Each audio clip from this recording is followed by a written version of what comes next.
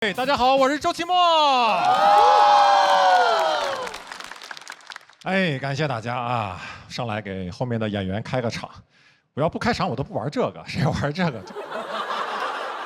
但是开场很难啊，所以我今天就尽力吧。开好了，对于后面的演员是个帮助啊；开得不好呢，就当对他们的一个历练吧啊。如果没开好，各位就接着帮我鼓励鼓励他们，好不好？好。开场还是得聊一点有共鸣的话题啊。想必各位都有父亲，我就知道这个可以啊。巧不巧，我也有一个。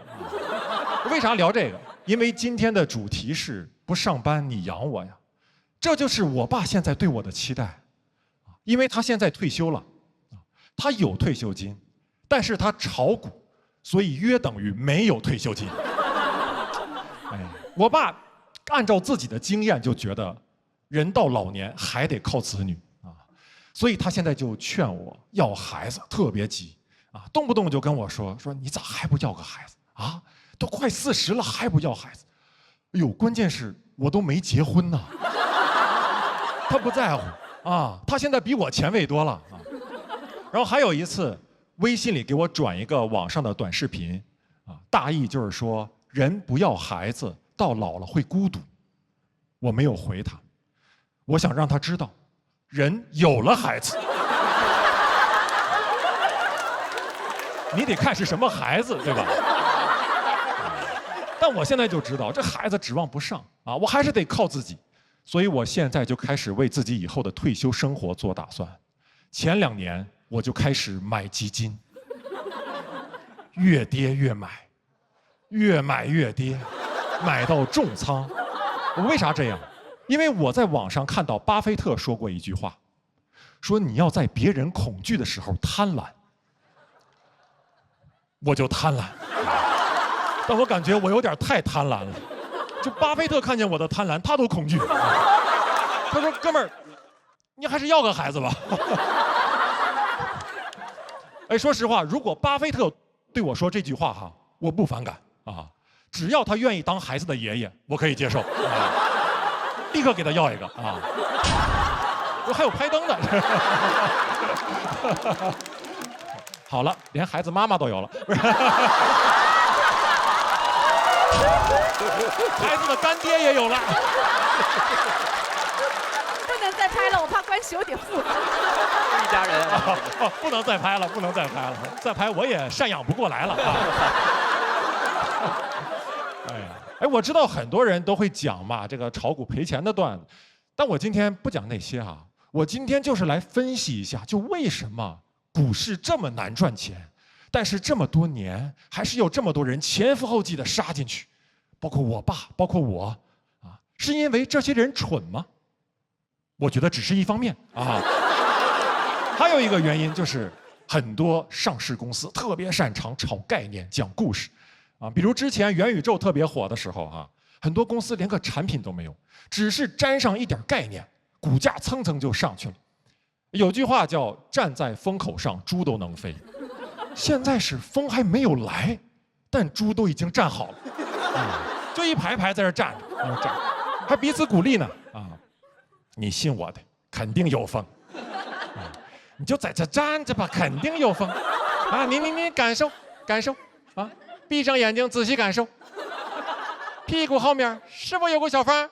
啊，然后一回头啊，发现后面有只猪在那儿。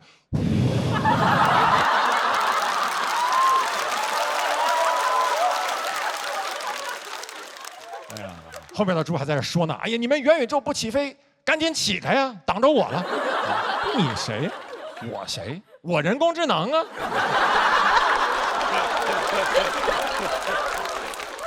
我得赶紧飞了，我后面还有无人驾驶呢。真的很难赚钱。股市难赚钱还有一个原因就是很多机构向你推销产品的时候，他总要带一句免责声明啊，比如刚跟你说完说，这只基金收益很好，但马上补一句，但历史业绩不代表未来收益啊。现在是个很好的买入点，但不构成投资建议。总体来说，股市的长期收益好过银行理财，但股市有风险，投资需谨慎。哎呀，我听完以后就想，什么话都让你说了啊！而且你这话明显就是理性中带着一些蛊惑呀，让人很容易听完以后就恐惧中带着一些贪婪。所以我觉得这招父母应该学一下，催孩子相亲用，肯定比之前管用。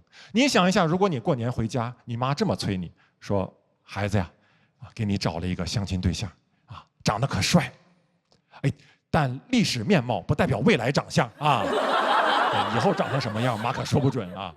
但你去见见呗，没啥事儿，人年薪也高。哦，但这个也不构成选择建议啊。总体来说吧，两个人过日子肯定比一个人要轻松一些哈。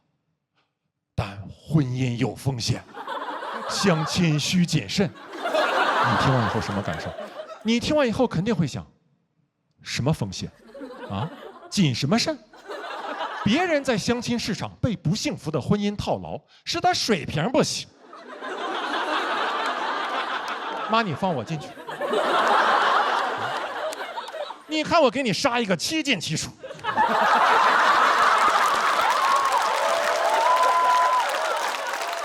你就等着看绿不绿就完了。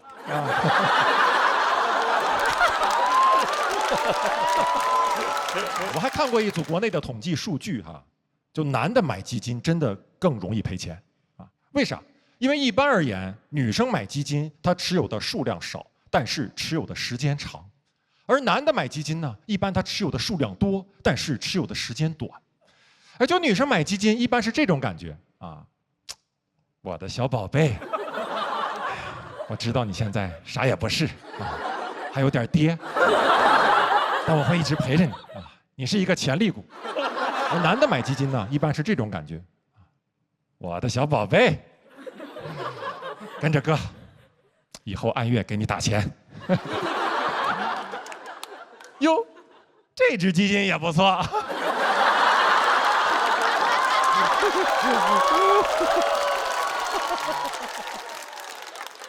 所以我觉得女生可以多买一点基金，但这个不构成投资建议啊。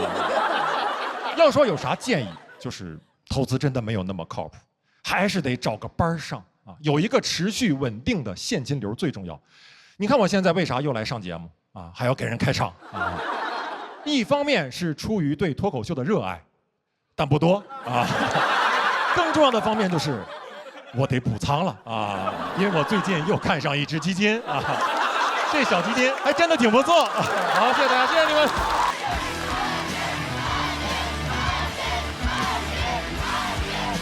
哎，谢谢大家，感谢，的确非常有热情啊，真的。去年录完节目之后呢，别人看见我也不管我说什么猴啊什么之类的，他们看见我就会喊一句话，就喊。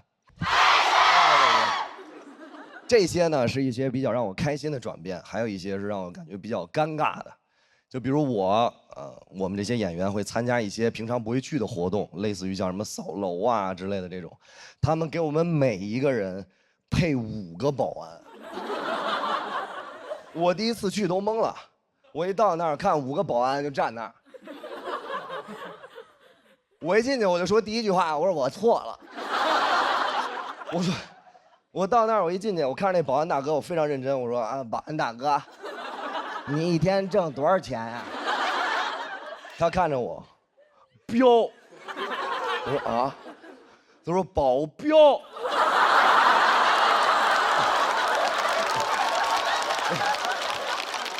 哇，了解。那大哥，请问你这个保安跟保镖有什么区别呢？他说保镖啊是啪，保安是我说好。当时呢，我已经想好了，因为以前我在电视上看过那些什么艺人出来扫楼，所有人都非常疯狂，然后一上来就又抓你又挠你什么之类的，然后保安就拦着，我都想好了，我计划好了，只要一出去。所有的那些脱口秀观众在这个扫楼的时候特别疯狂，保安只要一拦我们的粉丝，我就看着保安，我说别把我粉丝，别把我粉丝，别把我粉丝好吗？你动我粉丝翅膀，我必回你天堂。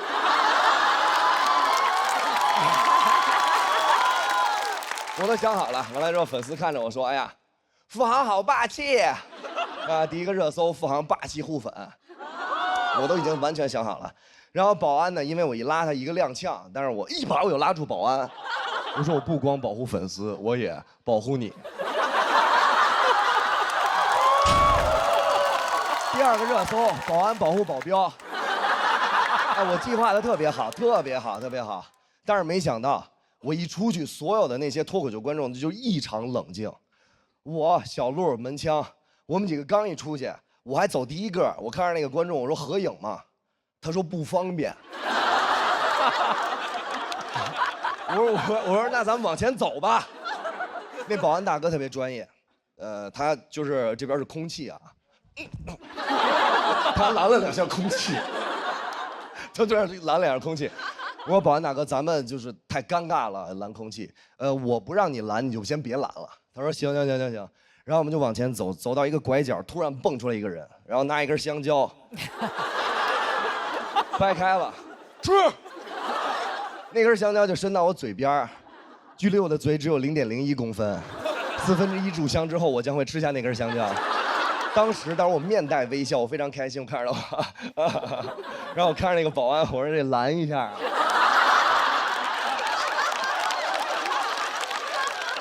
我说你拦一下啊！那保安哦，知道了，付航不许吃香蕉啊！我说拦他。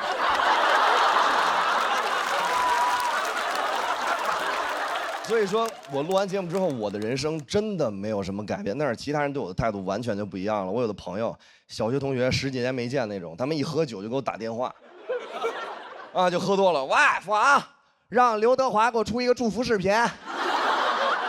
我说我不认识刘德华，他就跟我说，哎，我在酒局上，我那个，哎，帮我圆一下。我说行吧，我说实在行，我行，那我把电话给华哥。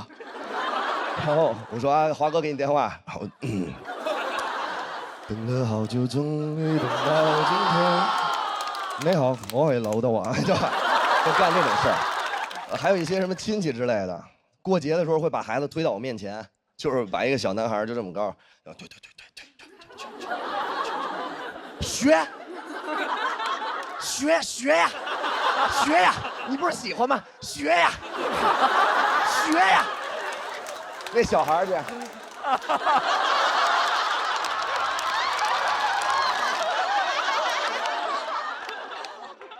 拍身。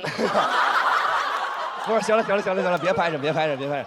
你喜不喜欢？你说实话，孩子，你喜不喜欢？我也不知道，我不知道自己适合什么。我一想，真的是，其实我们很多人，我其实从小到现在，我真的不知道自己特别适合什么。小的时候就是什么流行学什么，我是一个数学的纯学渣，就是100以内的加减法我得算2、3分钟，就是空算，但我不是智障啊。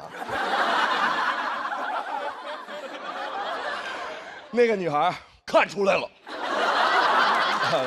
其实呢，我数学这么差，但是那时候特别流行一个叫速算的补课班，我不知道大家知不知道。啊，对，在大街上面有发小广告的那种，就是过来就说，哎，家长，你的儿子是速算天才，愿意来上一节体验课吗？我爸说不去。是免费的，那不早说。就带着我就去了。我第一次去上那个速算体验课，我永远忘不了。速算就是老师出一个非常难的题，特别难，几千加几千乘以10几，然后孩子呢不拿纸算，也不拿脑子算，拿手算，然后嘴里还嘟囔着，算起来就是这。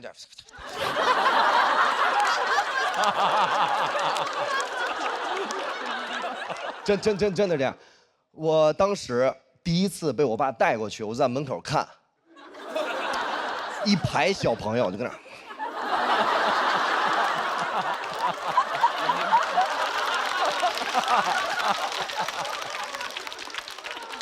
我一直以为我爸给我报了一个骰子培训班，就是看开你喝，我只以为这样。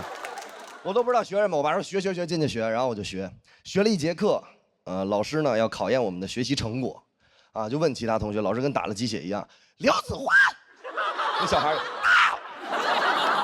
，3355667加53321乘以15多少？那小孩好。33551144553315433145，好，宝贝儿，请坐。富豪，我说到。335601加775337乘以15多少？我说好。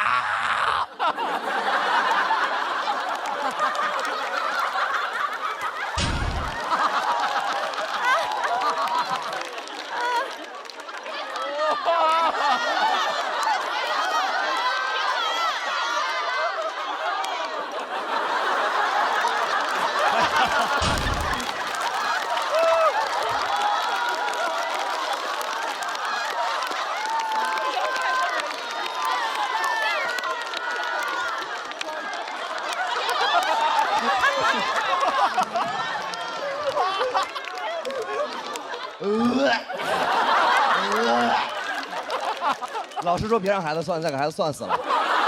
所有同学就过来拦我，我说别了，不算呢。当时同学走了，老师都走了，我还算。我一直算，因为我一直知道，我从小就知道，只要我没给出答案之前，没人能评判我的对错。后面还有一句话，就像我的人生一样。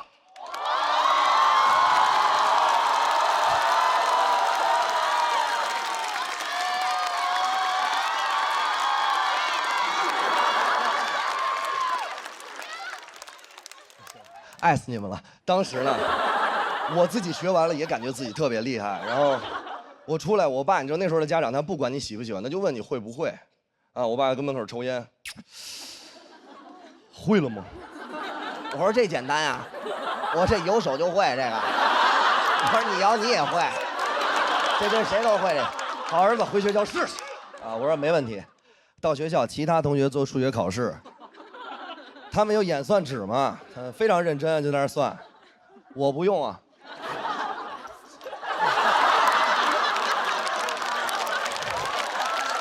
我就这么算。同学看我，老师我害怕。你怕个屁！你怕？你不算。老师从远处就走过来说：“哎，这哪班的？这个是？哎，这是哪班的？哎，孩子，哎，孩子，你干嘛呢？孩子，你不会做，给你奶奶叫下来，你也不会。我说我算呢，我不是召唤呢。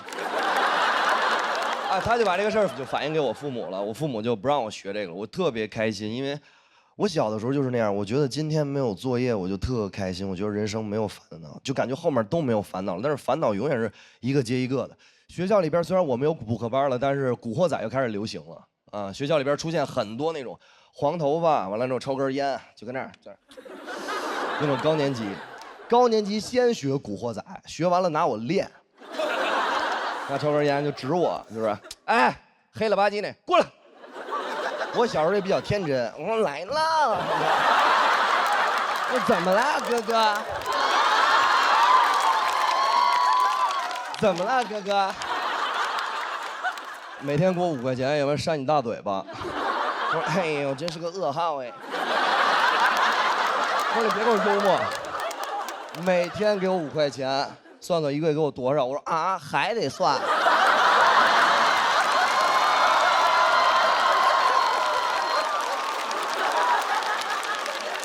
他说：“你是 dancer 吗？”我说：“不是。”他说：“你这支舞是献给我的吗？”我说：“不是，我这支舞是献给所有的观众朋友们，还有包括这些参赛的朋友们，因为我自己内心里真的觉得，什么天赋啊，什么魔王、大王都是障眼法，我们要做的是打碎这一切。”谢谢。好，大家好，我是唐湘玉。稍微有点缺氧了。太刺激了！今年确实是我没想到，我居然一上来就挑战大魔王。我本来还以为我会是大魔王。没事啊，能跟咱们珠心算神童打一场，我也算是走起来了嘛。确实啊，我今年有很多新的尝试。过年的时候，我还登上了山东春晚。你们的反应特别好。当时这个消息一出来，很多人都以为我是回去贴脸开大的，结果播出来都说我被招安了。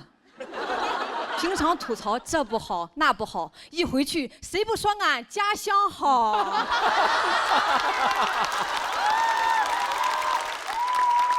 上春晚我家里特别重视，我爸说这是荣誉，必须去。去之前给我下了死命令，啊，不许说山东不好。我说我从来没有说过山东不好，我一直说的是咱家不好。我爸说哦，那行，但还是不放心啊，非要跟我一起去，带我爸妈一块儿去的。一到后台，我爸就开始到处搜索，到处社交，给人家发烟。节目组也很照顾我啊，为了给我面子，我上之前让全场大喊了10几遍“唐香玉，唐香玉，唐香玉”。啊，不用，啊，就这么尴尬。一个搬道具的大叔从旁边走过去，说：“谁是唐香玉？咋还不来呢？”我说：“刚刚是谁给你发的烟呀？”他说：“啊，那个老头就是唐香玉啊。”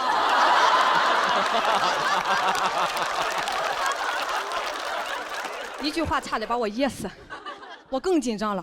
我一上台就开始打嗝，平均3句打1个。观众说讲的啥没记住，节奏是真好啊。录完我就直接回老家过年了。村长听说我回来了，来我家想要一些签名照。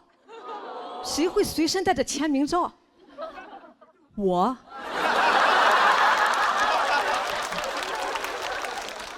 但我在路上就已经发完了。年底照相馆也不开，去打印店印了一些纸的。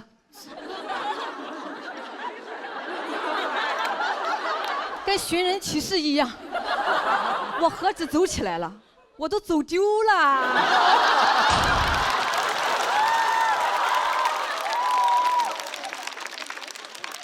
去年我在节目上讲了很多催婚的段子，还记得吧？啊，一度成为了我的舒适区。今年讲不了了，没有人催了。我的家人们对我异常尊重，尊重的像家人一样。尊重到毫无素材，我都得引导。我大娘问我啊20几了，我说31了。她说啊31了，我心想快说我快说我。她说31，好。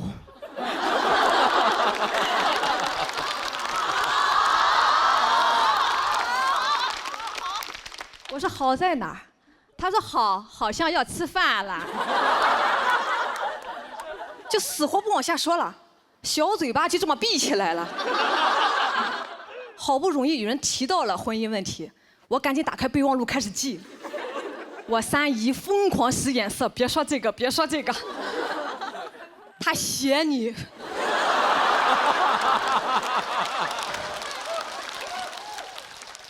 就好像我打开的不是备忘录，是生死簿。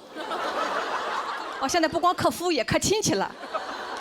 可怜我3姨，一个开朗的媒婆，变成了回避型人格。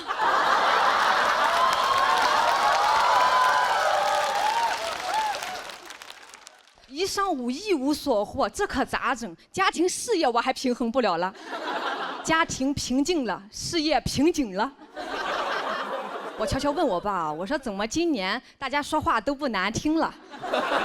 我爸说，因为大家已经知道谁说话最难听了。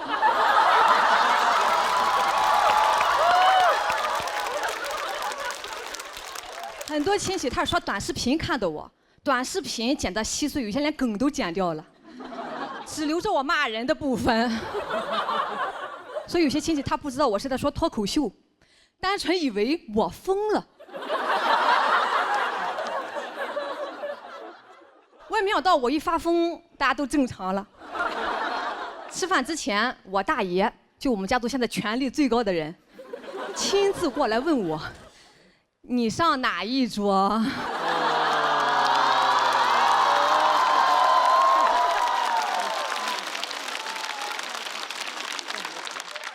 当天有2桌嘛，男人1桌，女人小孩1桌啊。说你随便挑，菜都是一样的，一样的，我咋这么不相信呢？我去看了一下，哎，确实有明显的改善了，但还是让我发现了一个纰漏，就是女的这一桌少了一盘蚂蚱。蚂蚱在冬天可是很稀罕的东西啊，唯一的野生动物。凭什么我们没有？哦，说是怕我们不敢吃。是哦，你说蚂蚱多吓人呀！买回来我亲手烫死的，翅膀我大娘剪的，最后我妈亲手炸的，好可怕呀！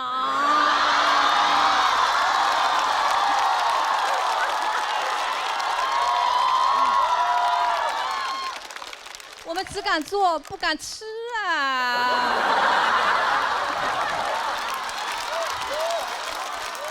所有人面面相觑，他好像是真疯了啊！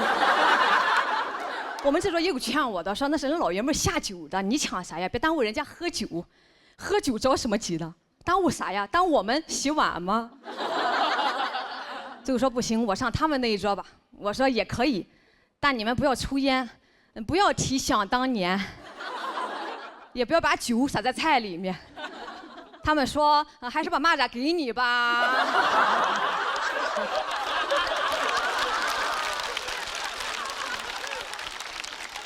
所以今年呢也没啥啊，没有什么翻天覆地的变化，就是吃上了蚂蚱。但我已经很满足了，别人有的我们也得有，蚂蚱再小也是肉。好，谢谢大家，谢谢。Hello， 大家好，我是西卡。我是空姐，看得出来吧？好，这都不算什么。我刚开始讲单口的时候，我是那一组唯一一个女演员。那个时候主持人介绍我说，接下来上场的是一位女演员。观众说啊，主持人说没对，垫了一句，她还是个空姐。观众啊，我一上场，观众啊，其中有个大哥噌的一下站起来，看过这个婆娘，一看就是春秋航空的。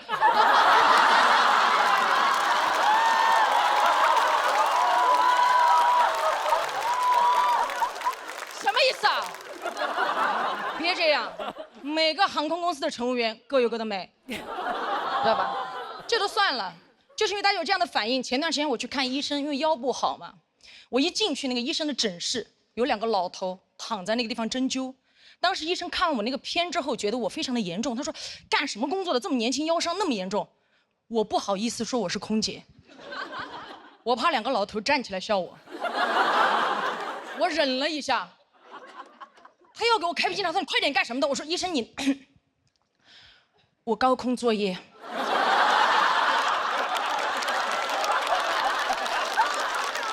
我刚刚一说完，医生手上的笔都放下了。天哪！哎，看到没有？高空作业，妹妹。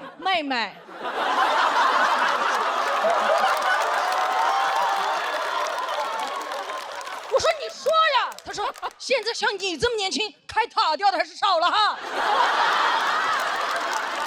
哎呀，确实我跟大家想象中的空姐不一样。我是体育生，原来是定向越野大赛冠军，国家2级运动员。怎么当上空姐的？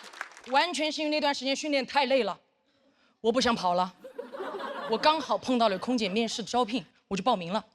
拿到面试通知单那一刻，特别开心，拿着单子去找我教练请假了。我说教练，我不跑了，我要当空姐了。我教练拿过了单子，天哪，空姐！你去嘛，你当了空姐，老子给你买架飞机。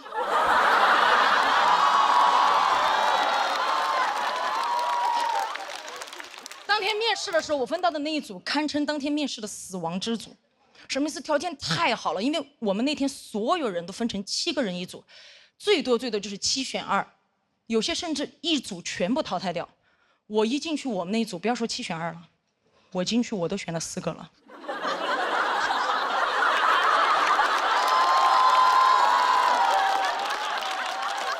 太好看了。第一个女孩净身高174，新疆人。对吧？我刚进去跟他对视那一眼，我就说这个空姐你当我不当啊？特别好看，漂亮到哪种地步？当天我们要求是穿短袖，裸露部位不能有任何明显的疤痕。当时面试官问他：“你手臂上这道疤是怎么回事？”他说：“哦，这个是胎记。”面试官说：“哦，胎记，我觉得胎记随着时间的推移，应该会淡掉吧？胎记。”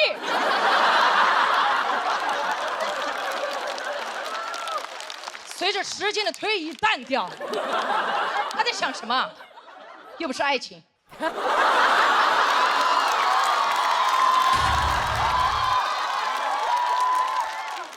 而且我这个时候已经明显感觉到第二个女孩子的跃跃欲试了，已经迫不及待，她该踏的时候一个箭步上前，老师好，我是2号，身高171，特长拉丁，咵，他就甩了一个胯出去，就这么快，这个胯都感觉甩到了对面3位面试官的桌子上放着了，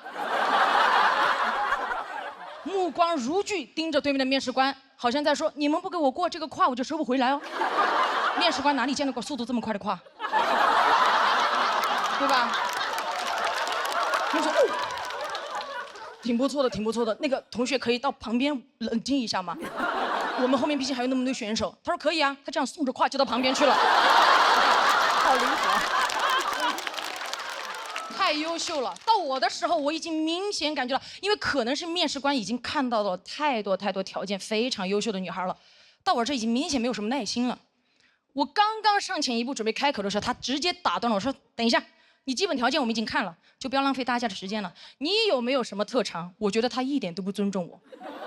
我当时冷笑，我说：“特长，哼，这个地方不够我起跑。”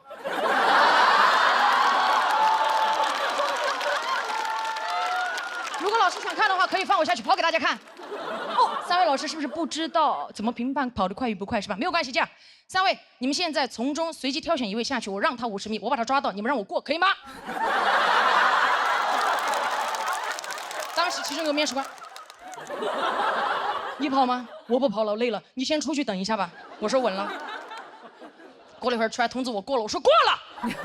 我说问老师啊，我究竟是哪方面勾引了你们3位选择了我？老师说：“哦，我们今天面试了1天了，确实没有看到过跑得快的空姐。”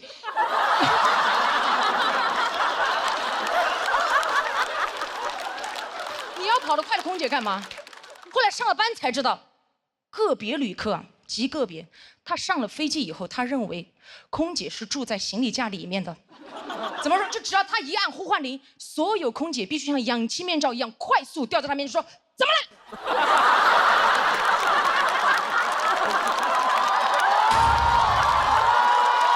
对吧？有一次我还在工作间准备，突然呼唤铃就响了。你们也知道，练体育的听不了发令枪。我当时一下冲去在他面前，怎么了，旅客？好快！我开心极了，觉得自己的特长有了用武之地。转过头看了一眼，我同事在门口胯只甩了一半。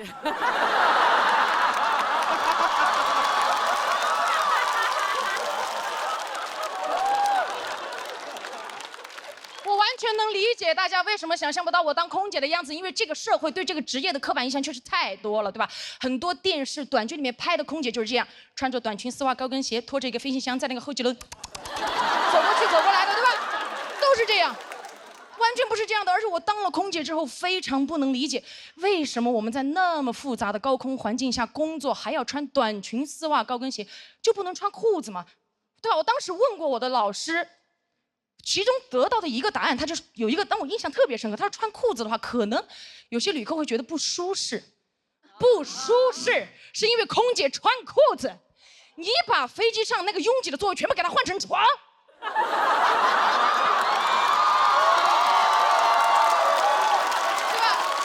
哪怕空姐穿着飞甲站在他面前，他都不会觉得不舒适。睡着了看不见，玛卡玛卡，看不见。而且丝袜这个东西真的很不方便，真的，在这个职业里，我不知道它的作用在哪里。从舒适度和安全的角度来讲，都达不到，不保暖还掉裆，穿过的都知道，对吧？有些质量不好的非常恼火，哪怕这个世界上跑得最快的男人博尔特，这身装扮参加奥运会，对吧？各位，预备，砰！啪！撞线那一刻，博尔特100米成绩58秒69，没有破纪录，破了2双丝袜。而且，如果飞机遇到紧急情况着火了，真的需要撤离旅客的时候，我们撤离的最后一步，所有乘务员需要脱掉自己的丝袜，因为丝袜的材质在这种环境下非常容易起火。你不是知道它不安全吗？在这么紧急的情况下，还要花时间去脱丝袜，那为什么一开始还要穿？你哪怕给我穿一条厚一点的牛仔裤，起火的时候，我甚至可以把它一屁股坐灭。真的。是吧？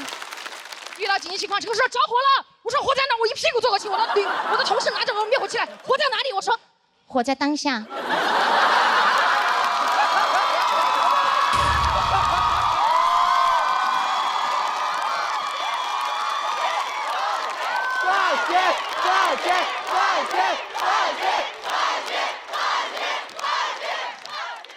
所以真的对吧？所以空姐穿裤装。真的会让人觉得不舒服吗？今天我刚好穿了裤子，我想拜托大家跟我在一起感受一下。尊敬的各位旅客，晚上好！我代表全体机组成员再次感谢您选乘本次航班，我们愿与您共同度过一段愉快而舒适的旅程。我是本次航班乘务长希哈，谢谢大家，我们下次再见。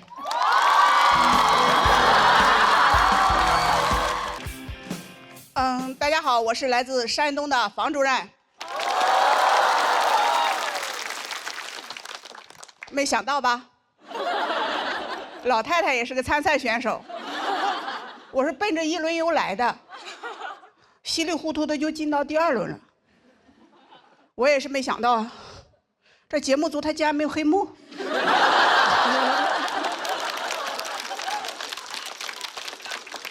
就来说一说我的老家吧。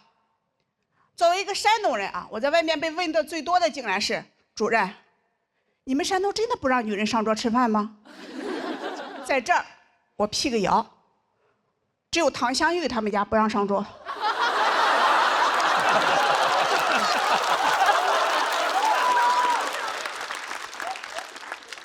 我们家我做饭的时候都吃饱了。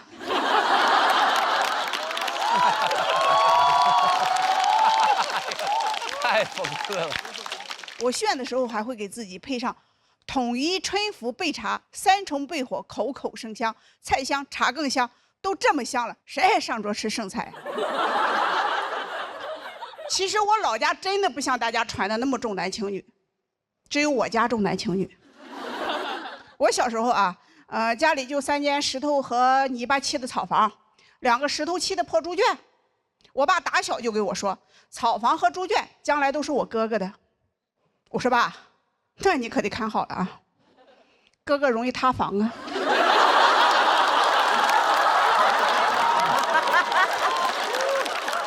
我只有2个女儿，我婆婆说没有儿子的人啊，是不全乎人，就不完整了。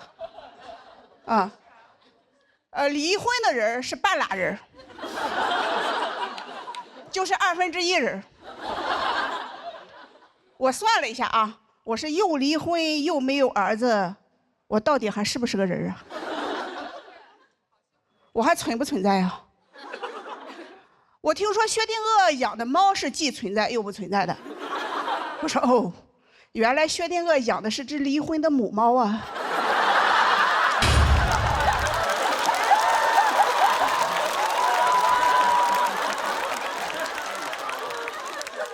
在我老家，没有儿子的人都不能去参加别人的婚礼。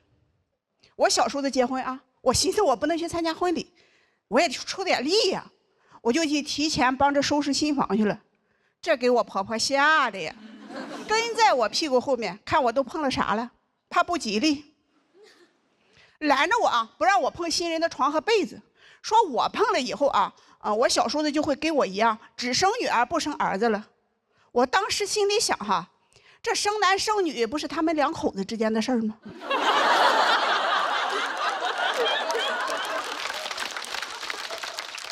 我的参与度咋那高呢？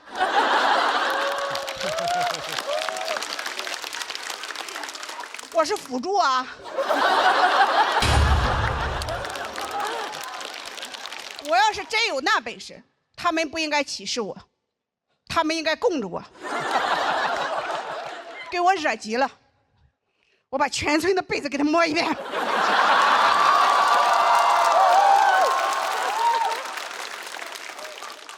到时候我们村就是女儿国。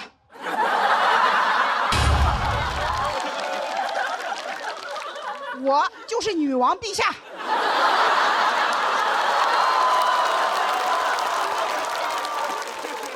越想越生气，这我小叔子以后要是真生了儿子，我不就更受歧视了吗？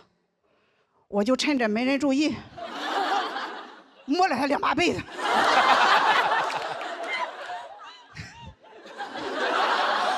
别说啊，我小叔子结婚第2年，一胎生了2儿子，我也感到很奇怪。这咋还摸反了呢？难道我的体质跟别人是相反的吗？我要早知道我这么灵哈，我摸的时候就该摸他个10把8把的，让他生10个8个儿子，累死他。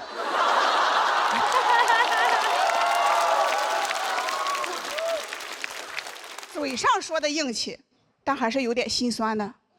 在我们村啊，原来不仅婚礼不让没有儿子的女人参加，就连村里分的宅基地和墓地，他都没有女人的。就活着我没地位哈，死了还没地方。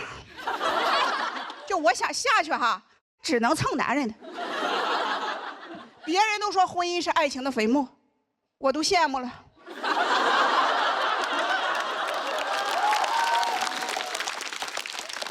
他居然有坟墓。我很痛恨这种重男轻女的观念，但我也想生儿子，我就去找偏方了。我们村里人给我介绍一个大夫，说他的药老灵了，吃上肯定生儿子。我就翻过了好几座山，找到这个大夫，拿了药，刚要走啊，又进来一个患者说：“大夫，你给开点药，俺家兔子拉肚子。”我说什么？我这才知道啊，他是个兽医。就回家的路上啊，我一边翻山，我一边想，你说我好歹也是上过学、读过几年书的人，我怎么就翻不过城建的这座大山呢？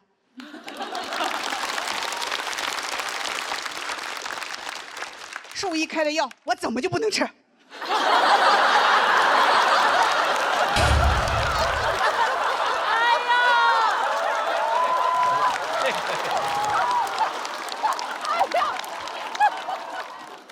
兔子能吃，我就能吃。我狠起来，连兔子都吃。万一好使呢？第2年我又生了个女儿。其实这些年哈，我看着我婆婆带着我小叔子一家人节衣缩食的给俩儿子买房攒彩礼，我心里就偷着乐。没有了，开玩笑的啊，有时候也笑出声。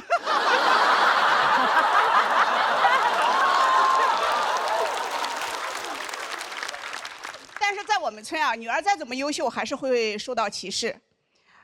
哪怕是亲戚之间，她也会攀比。有孙子，她就是王炸。我说我女儿1个月工资1万多，我堂哥说我有孙子。我姐说我女儿在上海买房了，我堂哥说我有孙子。我姐说我也有个孙子，我堂哥说我有3个孙子。我说你累得跟个3孙子似的。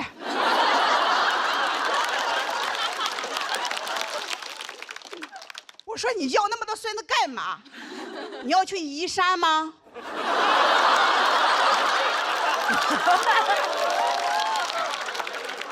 城建这座大山靠孙子他是搬不走的。我堂哥气的哈，噌的一下就站起来，指着我说：“你连个儿子都没有，你是啥？”我也噌的一下站起来，我说：“我是女王陛下。”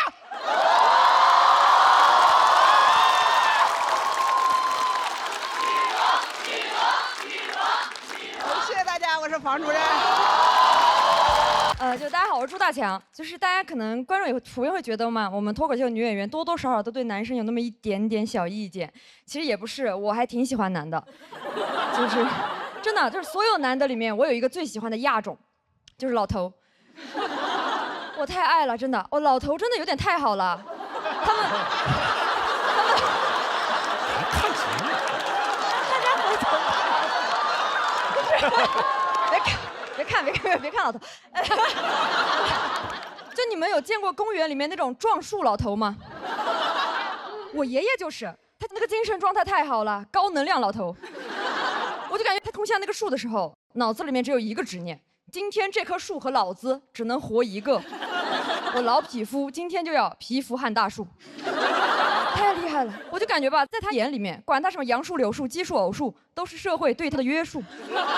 撞树才是真正体现人的主体性和反叛精神的一种行为。老当益壮。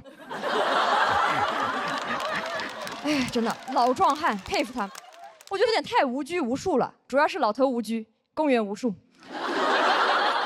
我觉得吧，应该利用一下我爷爷的高能量，就是让他发配海南或者东南亚，发挥一下余热，让他去撞椰子树，对吧？你还能撞出一些肉眼可见的成果。撞完以后呢，我们搞一个新的椰子树品牌，叫做椰树牌椰汁。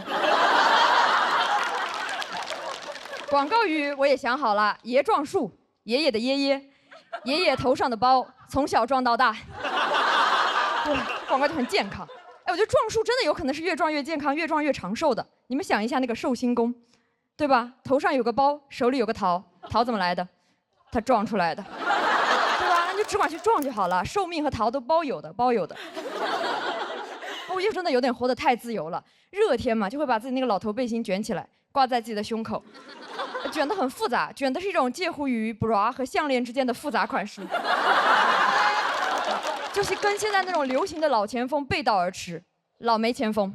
我真的不是很能理解这种穿搭，你要穿不穿的干什么呢？真的不理解。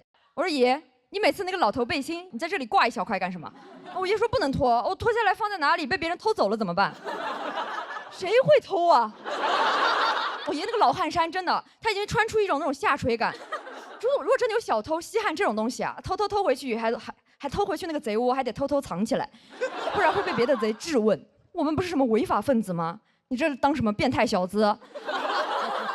就算真的被偷，那又会怎么样呢？我偷过，我爷爷都没发现。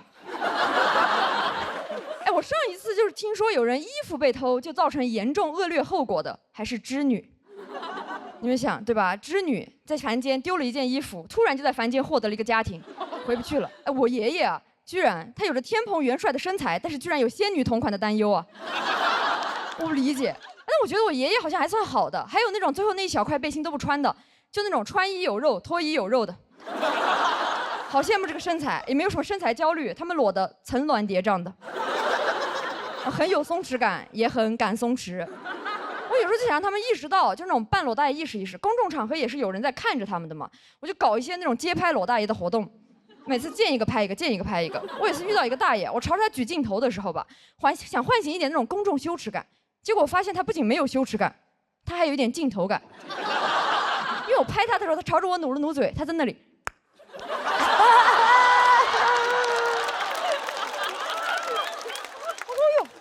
好想的肚皮，好自寒的精神状态呀！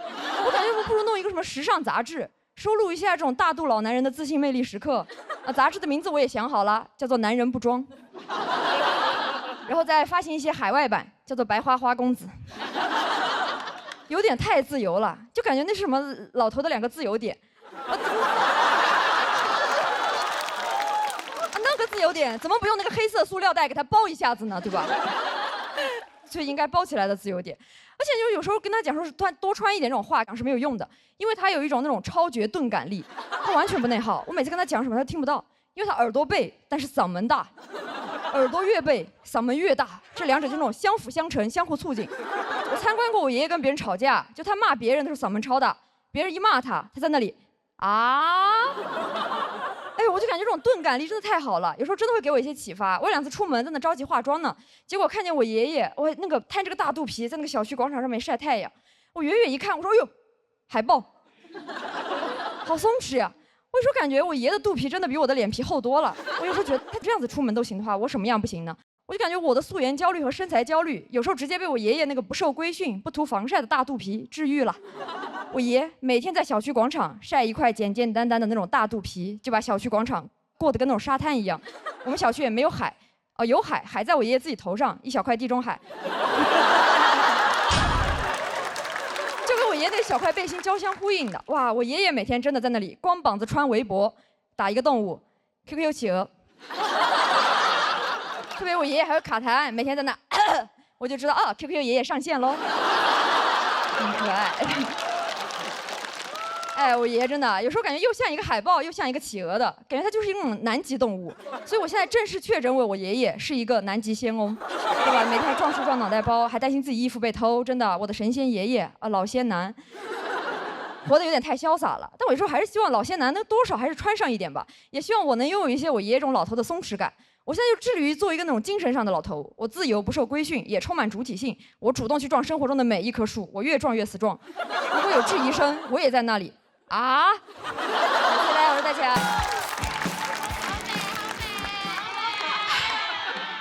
其实我呀，也不是一开始就这么成熟美丽的。大家好，我是西七啊。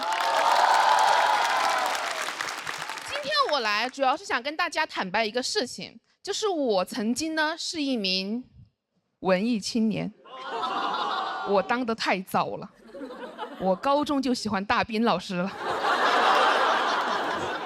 真的，那会儿高考动员会，老师问我们，你们以后都想去哪里呀？同学说清华、北大，我说大理、拉萨。老师很生气，说那你以后能做什么工作呀？我说我能当作家、主持人、民谣歌手、酒吧掌柜、黄金左脸。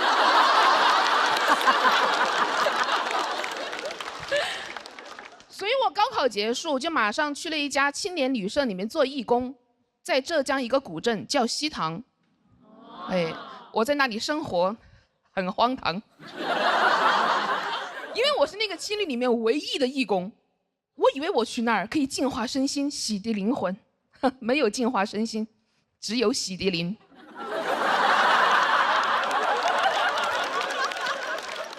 我每天除了打扫房间，最重要的工作就是跟客人玩狼人杀。同学打电话问我西塘人多吗？我说狼人挺多的。然后那会儿大斌在西塘开了一家自己的酒吧，叫大斌的小屋。嘿嘿，真有同道中人啊！我特地就去那里朝圣了。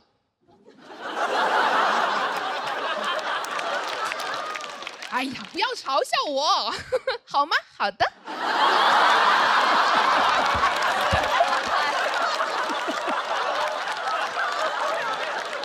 去过的人都知道啊，就那个酒吧，它有一个环节，就是让每一个观众轮流讲出他自己的故事。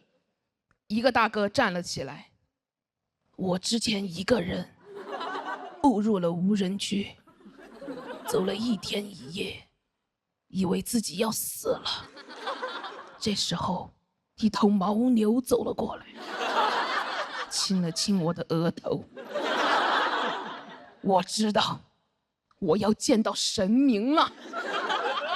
啊！这个张飞是从哪来的？张飞，这也太装了吧！但我当时管不了那么多，因为下一个就是我。我能讲什么？我才高中毕业。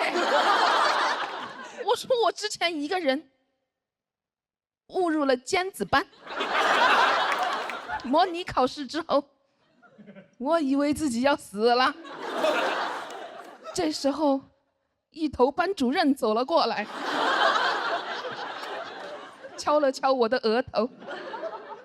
我知道，我要见到家长了。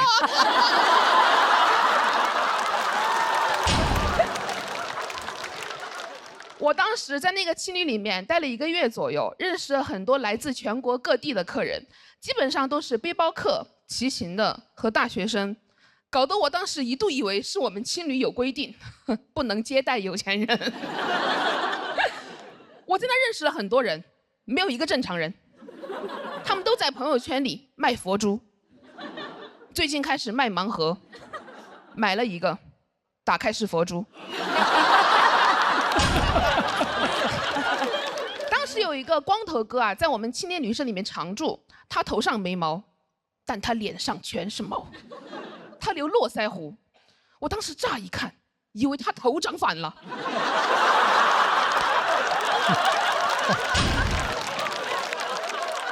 光头哥是那种很典型、很老派的文青，他最瞧不起的就是那些被社会时钟裹挟的人。他那会儿经常攻击我，他说：“像你这种只会死读书的人。”我说：“哥，我只考了一个2本。”他说：“你以后只会过那种最无聊的生活，你只会找工作、等升职、坐公务舱、住希尔顿。”我应当珍惜这份祝福。光头哥又说：“他说你要记住，你是为自己而活的，人生没有什么目的地是一定要抵达的。”我说：“我还没去过拉萨。”他说：“那你是白活了。”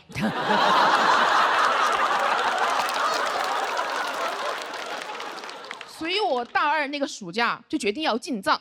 都说青春没有售价，硬座直达拉萨，但我没有坐硬座，我走路去。我是一边走路一边搭车了，还好吧，主要是搭车了。哎呀，走路太累了。我只是喜欢当文青，我又不喜欢运动。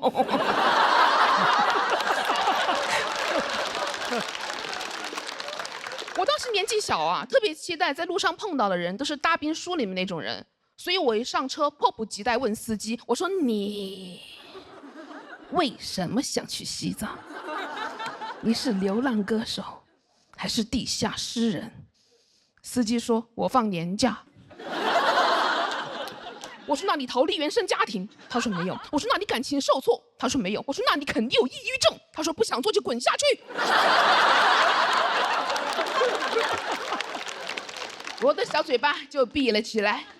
我意识到这个车里啊是禁止文艺的，这不是一辆文艺之车，这是一辆汽车。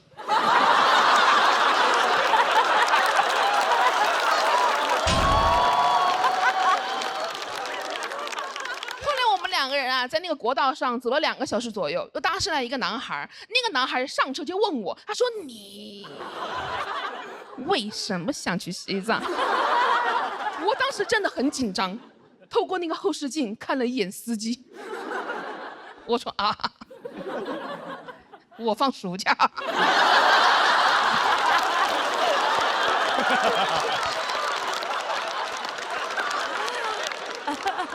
那个男孩说：“我之所以想去西藏，他离滚下去不远了。我之所以想去西藏，是因为我之前一个人误入了无人区，走了1天1夜。”我说：“哎，好耳熟啊！”我还没说话，司机也坐不住了。司机说：“这个开头听了7、8遍，这无人区怎么人山人海的呀？”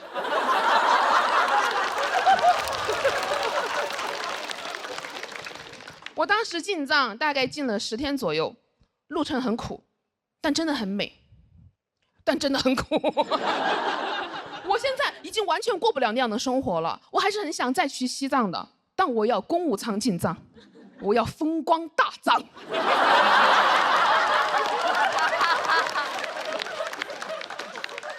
你们也能听出来，以前的我呢是没苦硬吃，现在的我没钱硬花。但很多改变呢，就是在不知不觉之间就发生了。前2年，我跟光头哥又见了1次面，在西塘那个青年旅社里面，距离我跟他第1次见面已经过去10年了，一切都变了。他结婚了，有了小孩，还有了一份稳定的工作。但我能看出来，有些东西没有变，他还是没有长出头发来。我当时特别想跟他说：“乖，摸摸头。”那天晚上，我跟他在青旅里面聊天，聊得很晚。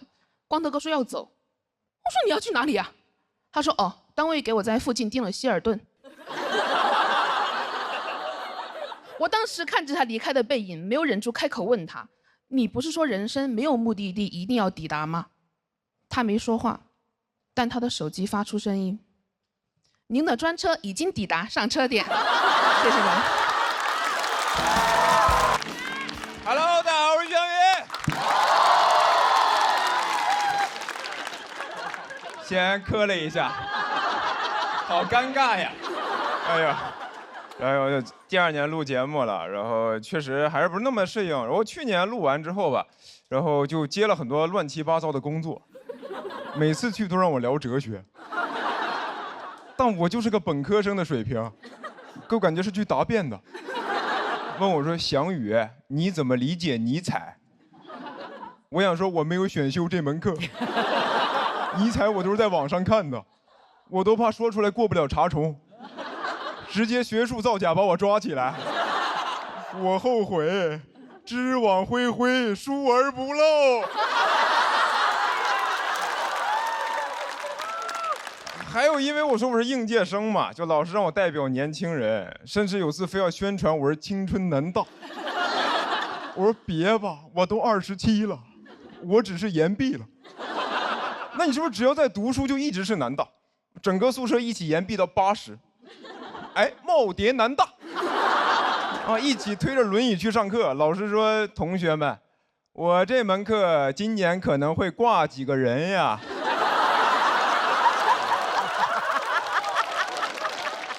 我之前还去录过一个节目，主题就让我聊这个青年与中年，然后跟我对谈那个嘉宾是一个中年文艺老登，不是马老师啊，是我，那个人才是真的奇葩，我跟你说。当时我一进去，然后那人在那儿喝水，我说：“老师，您这个杯子挺漂亮的。”他说：“哦，我在日本买的，我之前是在日本留学，从小就比较喜欢日本文化。现在也没事就会飞东京去浅草散散步。”谁问你了？谁问你了？我一句话了解一个男人半辈子。我聊的不是杯子吗？没聊你呀，你在这儿装什么杯呢？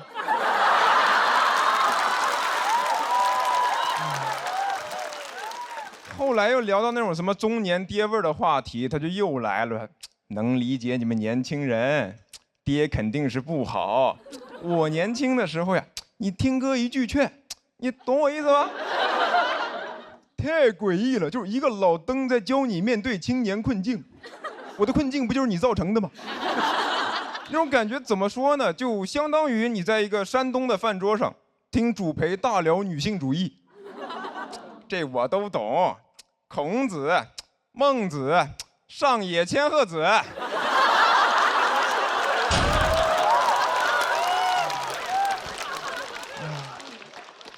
然后我最难理解的一类工作吧，就是让我给建议，我给应届生建议，给年轻人建议，甚至给职场人建议。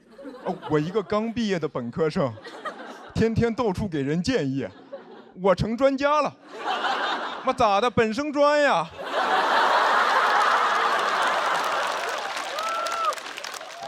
我自我认知觉得我是靠讲脱口秀被大家认识的，就你让我搞笑我 OK， 但是聊别的我是真不会。哎，我是真的很难理解，为什么现在人在一个领域取得成就，你就可以掺和其他领域。你像现在很多人火了之后就会出书，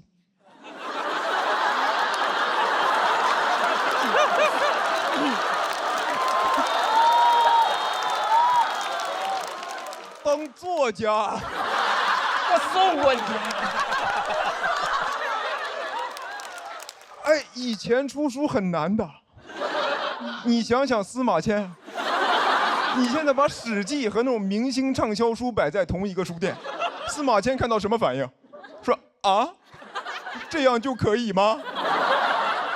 我受宫刑忍辱偷生值得吗？还迈不过这个人间不值得啊！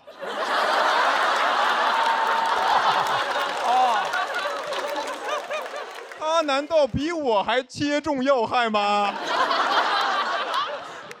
哎呀，我发现真的很多成功人士的建议都是废话。我看了很多，我发现无论是谁啊，给的建议里面一定都有一条，就是不要老是玩手机。多阅读，多生活，我又不傻，我知道阅读跟生活是好事，做起来没那么容易的。你没有试过在地铁早高峰看书吗？那书你都打不开，你想看只能这么举着，就这么努力，在古代得是个举人。旁边的人看着都觉得这人疯了吧，2号线犯贱。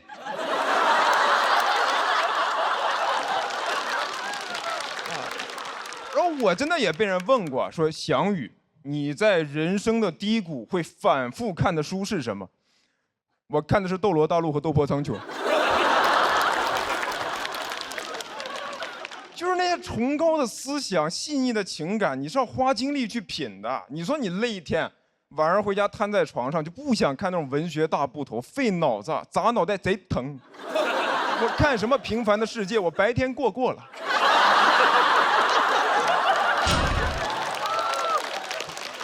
你说你要是被领导、客户大骂一顿以后，你是看《卡拉马佐夫兄弟》，花60页讨论是否要对恶人正直善良，还是看《斗破苍穹》，谁惹我全杀了？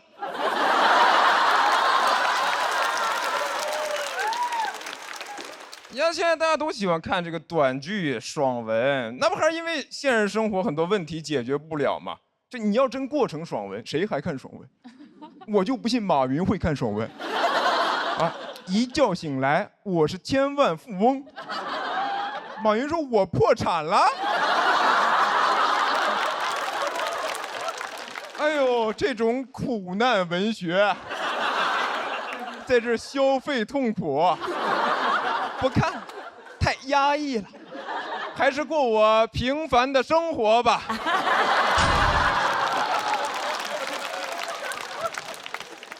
我真心希望大家每个人都能过得好，但这是不是也像是一种幻想？所以我就不想给建议，我想拍个短剧，一觉醒来，我们每天都有时间阅读和生活。谢谢你们，我是翔宇。Hello， 大家好，我是刘洋。哎呀，算是重回到这个舞台了。就是大家也知道，去年参加了2个很优秀的节目，取得了一些略微的小成绩啊，甚至还出了一本书啊。书名叫《只有我一个人觉得被冒犯了吗》啊。然后，但说实话，多了很多的机会，现在甚至能拍一些个影视剧了。前一段时间甚至还拍了一部院线电影。好吧，这个牛只能吹到这儿了。因为我那个角色实在是太小了，就是那个角色小的，就这么说，就如果你想在电影院看到我的角色，得我跟你一块儿去电影院，我就坐你旁边，一到那我说，哎，你说哦，那就是我的角色，就那么小。但说实话，这种机会非常的难得。但我这个人是这样的，只要机会难得，我就会觉得不配得。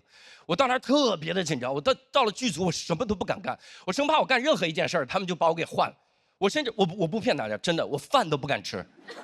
剧组老师说，刘老师吃盒饭吧，我说我从不吃饭。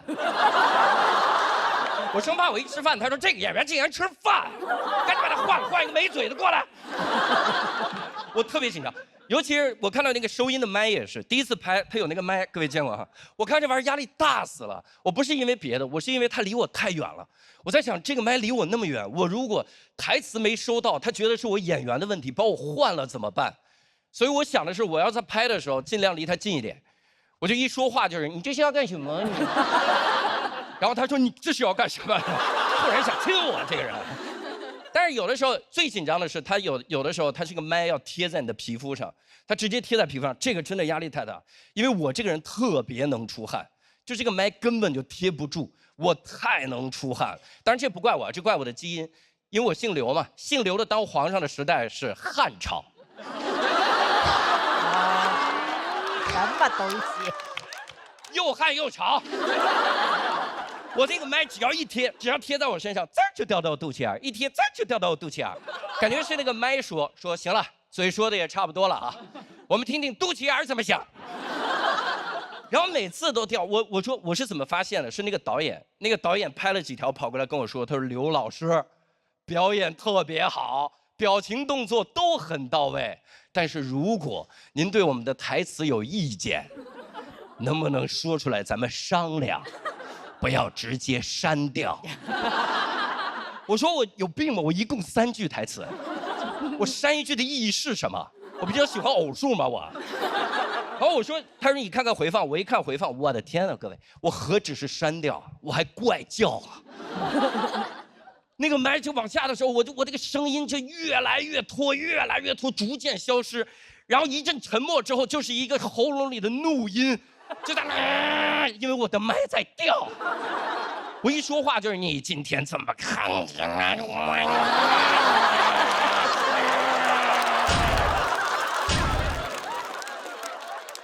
之所以有喉咙里那个声儿，是因为我的肚子在叫。我肚子在叫，是因为我没吃饭。我因为没吃盒饭，我叫他领了盒饭。然后我跟音响老师说：“我老师，看这你帮我解决一下，这个老往下掉怎么办？”音响老师说：“刘老师没事儿，我给你一好东西，这个劲儿大。”我说：“我可不碰劲儿大的啊！我刚进影视圈，想让我塌房。你别以为我脱口秀圈的我没见识，我们圈最不缺的就是教训。”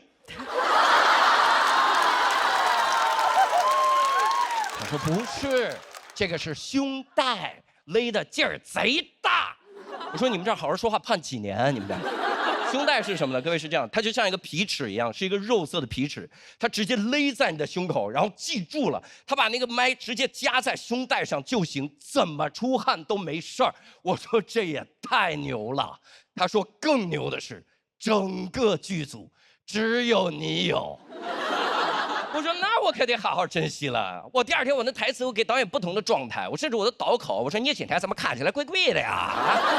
跟各种夹子音演完了之后，导演跑过来说：“刘老师非常好，表情动作都很到位，台词尤其清晰。但是，如果您想改人物性格，能不能先跟我们商量一下，不要直接做这么大胆的改动？”我说：“不是，我改哪儿了？”他说：“你不是把它改成一个死变态了吗？”我说：“不是，导演，我不理解。我来你们这儿，我要不删成偶数，要不改成变态。我是什么？奇变偶不变。”导演说：“你来看回放。”我一看回放，我去，各位，我可太变态了，我太变态。各位，但是是这样的，我不是一上来就变态，我是渐变。它是怎么个过程呢？它是这样的，我是每天早晨健身，所以我的肌肉在早晨的时候是充血状态，非常的饱满。那个胸带到这儿，叭就勒紧了。那个麦过来根本就不用勒，我直接拿胸肌叭就给它夹死了。吹牛了，吹牛了，吹牛了，吹牛了，这个吹牛了，吹牛了，吹牛了，这吹牛想看到我胸肌比看到我角色还难啊。总之就是早晨的时候勒得特别的死，但是随着肌肉充血状态的消失，我这个肌肉就会回去一点。我这个胸带就会往下掉一点，但各位注意，它不是全掉，它是就掉一点。所以我发现我在回放里说台词的时候，会有一些下意识的动作。我一说台词就是：“你现在怎么看起来怪怪的呀？”是我哪里看起来不一样了吗？怎么不敢直视我呀？我说这也太难直视了，这个。然后关键我也没法跟大家澄清，因为整个剧组只有我有。我总不能开之前说，各位开工之前我说2句啊，这个是麦克，别人只会说我刘老师管他胸罩叫麦克。不光穿那女士内衣，还给内衣起名字，还起了个男人的名字，麦克，好歹叫米歇尔吧。小海都只穿8小时，他一直带着。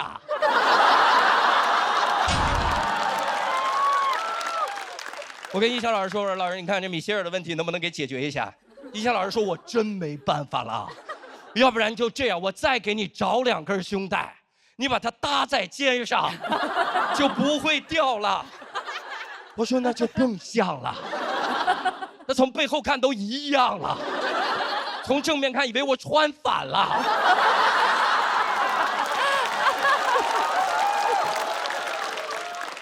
我不行就买一个穿吧，我就，里面至少还有海绵把我汗吸干净了。哇！庆幸的是，各位，庆幸的是，最后我的角色没有被换掉。哇！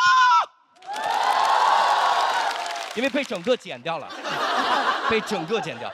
当时我知道这个坏消息的时候，我在想，我应该能想到的，因为拍的时候就早有胸罩。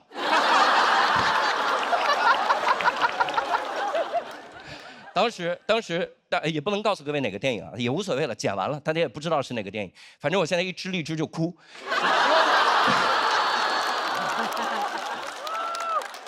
从来只有妃子笑，有谁听到刘洋哭啊？那一瞬间，我真的暗暗发誓，我说总有一天我要吃剧组盒饭吃个够。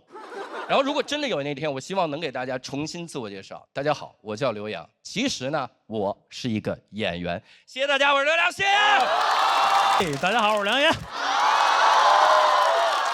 哎呦，很开心啊，又来了。你看现在观众也认识了，是吧？去年头一回来，大家都不认识，我也很紧张。我去年来之前，我还问了问我妈，我说我要去上海比赛，有没有什么要嘱咐的？我妈说啊，到人家那儿啊，少说话，早点回来。我说也可以不去啊，也可以不去。哎，但是你别说，做到了是吧？很快就走了啊。确实啊，家里边也一堆事儿。去年我也讲了，家里边呢还有2个小朋友，是吧？哥哥大了，那妹妹还小，还要请个阿姨帮忙照顾，就很困扰啊。我媳妇就觉得选不好，我就劝我说你随便选一个，不合适我们就换。我媳妇说我啊不行，我看人不准。啊，是那意思吗？看人不准，骂人挺脏。我说你这样，你就选一个有经验的。他说不行，有经验的呀都油，爱偷懒儿。我说那你找一新手。他说新手啊不行，带不好。我说那你找一岁数大的。他说不行，岁数大都干不动。哎呦，我说你找一年轻的。他说你要干什么呀？哎呦，我要干什么？我要跟阿姨出去单过。他说你别废话啊，你刚才你都笑出来了。我说我这是苦笑，我还笑出来，不小心啊。选不好，其实我也能理解，是吧？你家里突然来个外人，又照顾孩子，总是不放心啊。后来我也选烦了，我说干脆别选了，就让我妈来就完了。我媳妇说，哎，选好了。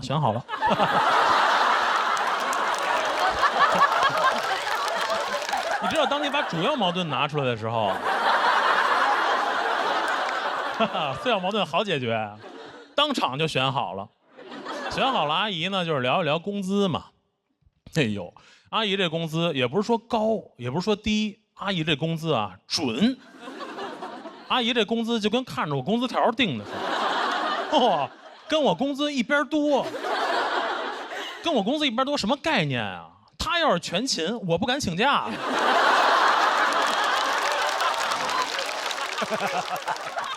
其实关于阿姨这工资啊，我想过，你比如说我1个月我挣好多呀，我就不差阿姨这点工资，我1个月2000，我自己辞职当阿姨。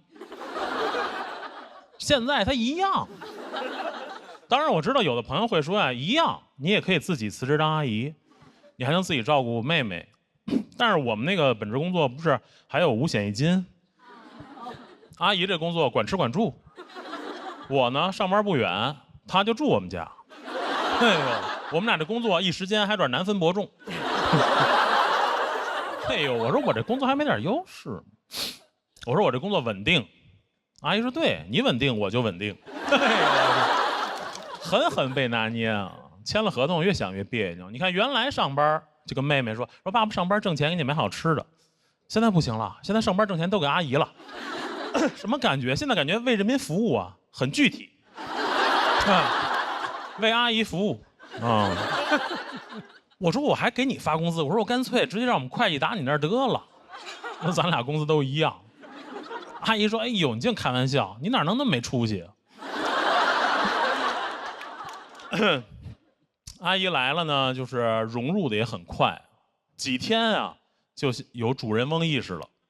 现在每天在家里抱着妹妹送我上班，走吧，去忙去吧，啊，就给我挣工资去吧。哎呦我天！我走我也不放心啊。我说阿姨，您记得给孩子喝奶粉。阿姨说，非喝奶粉啊？我说不，非喝奶粉。二宝啊特别喜欢那个飞鹤、星飞帆、卓瑞，聪明宝宝都爱喝。阿姨说：“行了，别嘱咐了，快去挣奶粉钱去吧。”我说：“哎，你别说，挣着了啊。”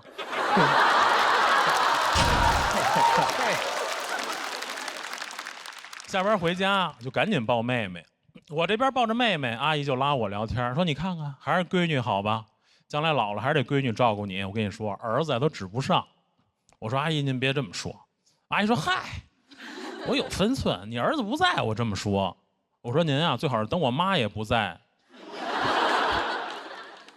阿姨没事呢就拉我聊天，然后就数落我。其实我能理解，就是新员工入职啊，要展现自己的这个价值，但是阿姨展现那方式吧，就有点奇怪，就老批评我。她说：“你看这纸壳本，卖不了多少钱，还占着地儿。这扫地机器人最没用啊，擦不干净地我还得擦它。”我说：“哎呦，怎么刚上班就骂同事？看哪儿都别扭。”我觉得阿姨啊，就是工作不饱和，是吧？每天就是闲的。你看她带着孩子啊，上午玩会儿，中午睡觉，下午又玩会儿，这一天就过去了。你想我们那一天，差不多，差不多。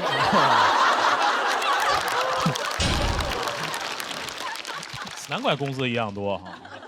我说：“阿姨不行，干脆你上我那儿上班就得了啊，反正工资都一样。”阿姨说：“哎呦，你净开玩笑，我哪干得着你的活儿啊？”哎呦，我说您别说啊，差不多。我在单位伺候领导，您在家照顾孩子，没事儿呢哄哄他，有事儿给他擦屁股。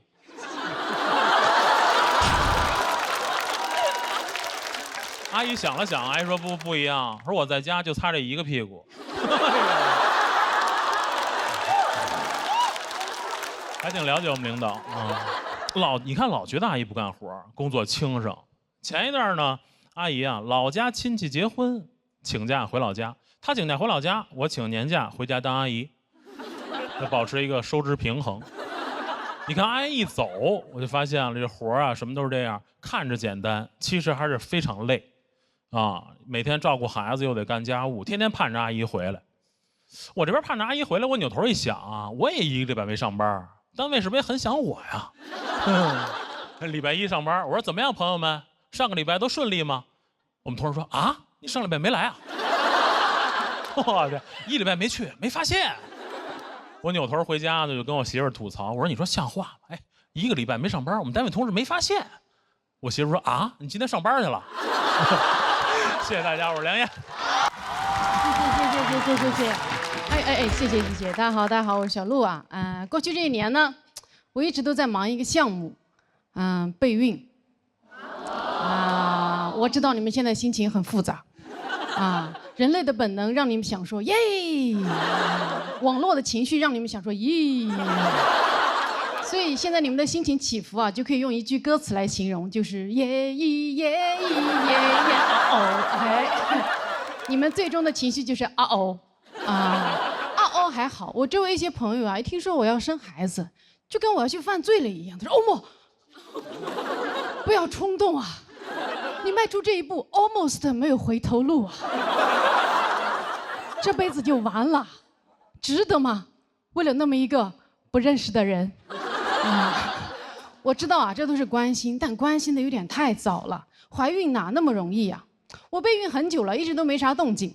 后来就跟我的生育搭子托马斯去看医生啊，医生一听，这个操作频率如此之低，就跟我们说啊，你们这个不叫备孕，叫随缘，肚子没动静很正常，因为人也没什么动静。哦呦，这句话真的是触碰了我的逆鳞了，我就开始发力了。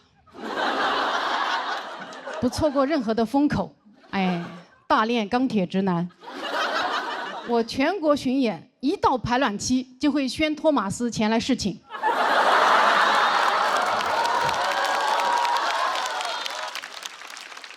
他千里迢迢来到我的城市，千里送种，礼轻情意重。连续几个月的劳动派遣。高铁、飞机票也花了不少钱了，这也算是重金求子了。但每次都是仰天大笑出门去，千金散尽还不来。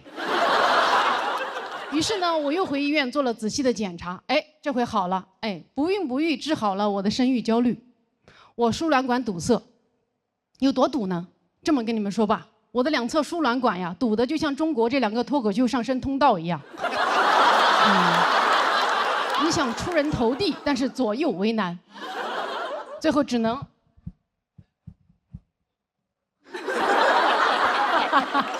没这么绝望，没这么绝，我的情况没这么绝望啊啊！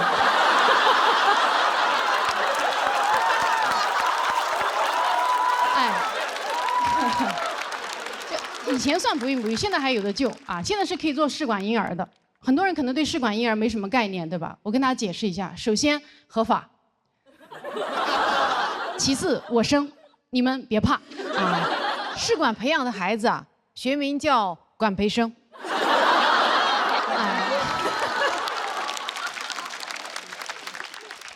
自从考虑做试管之后啊，现在我在看托马斯，他都不是一个人了，他就是一管人。我现在经常跟他说有劳了，管人。他说哪里哪里，举手之劳。还是您能者多劳呀。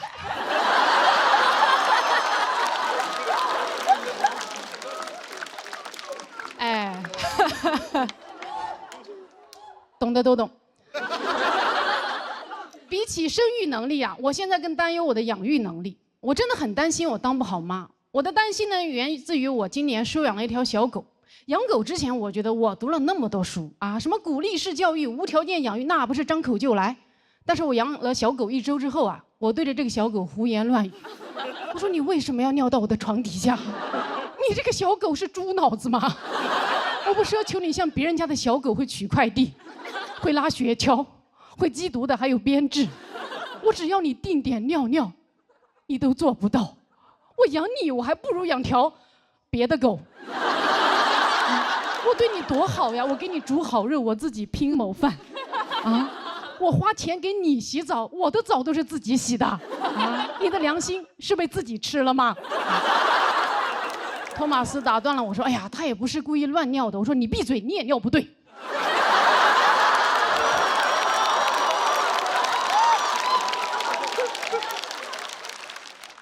他说我可以改，我可以改，但他只是个小狗嘛，他快乐就好。我说他都不听话，他凭什么快乐？他可是一只东亚小狗啊！我说完呢，托马斯就抱着这只法国贵宾出去玩了。我恨铁不成钢的看着他们俩活蹦乱跳的背影，我就开始担忧了。以后要是真的开始育儿了，你说我的东亚模式和他爹的西澳大利亚模式，会不会发生一些教育对冲啊？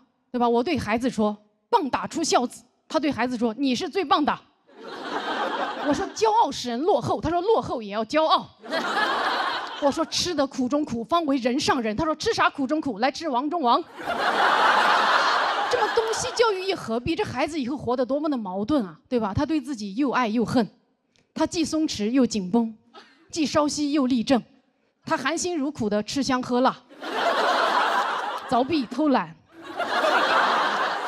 闻鸡就饿。头悬梁追短剧。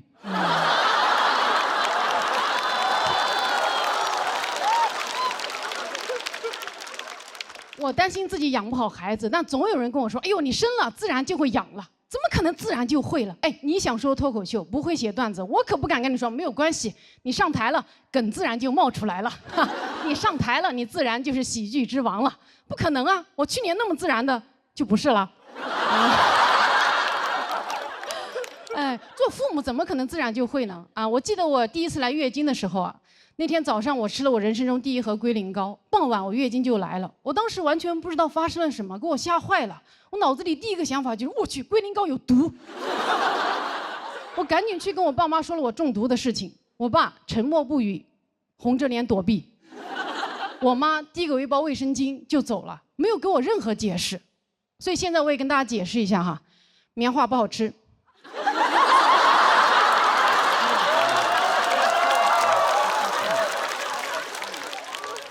拉嗓子，建议外敷不要内服啊。我母职焦虑还有一个重要原因，是因为我们这一代是中国第一代开始吐槽原生家庭的人啊，鄙人也是其中的中流砥柱。所以我养孩子就会有那种我一定要养得比我的父母更好的胜负欲。我要让我的父母看到我的教育成果之后，对我俯首称臣，说：“哎呦，甘拜下风啊！还是您会培养孩子呀！您看看我养出来的是个什么东西呀！”哎，我一生要强，真的好怕当妈塌房。所以我就想，为什么做父母没有资格考试啊？啊，就像律师执业资格证一样，咱也去考母职资格证、父职资格证，爸爸考公，妈妈考母。更适合东亚宝宝的应试生育，对吧？有证书不一定能给孩子托举，但是能给我托底。这样以后我的孩子在诋毁原生家庭，我就不需要像现在的父母一样对着孩子痛哭流涕说：“啊，爸爸妈妈也是第一次做爸爸妈妈呀，哭得哟，那个行得我。”不需要这样了，我会理直气壮地把我的证书敷到孩子的脸上，情绪稳定地跟他说：“宝贝。”抱怨原生家庭是很正常的，怪别人是人类的本能。但爸爸妈妈这边呢，也是国家认证的职业爸爸妈妈哟。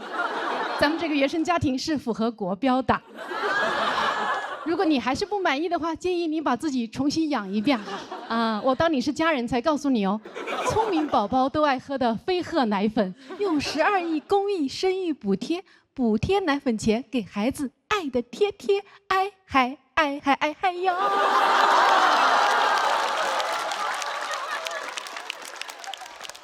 孩子说：“妈，你说唱干嘛？”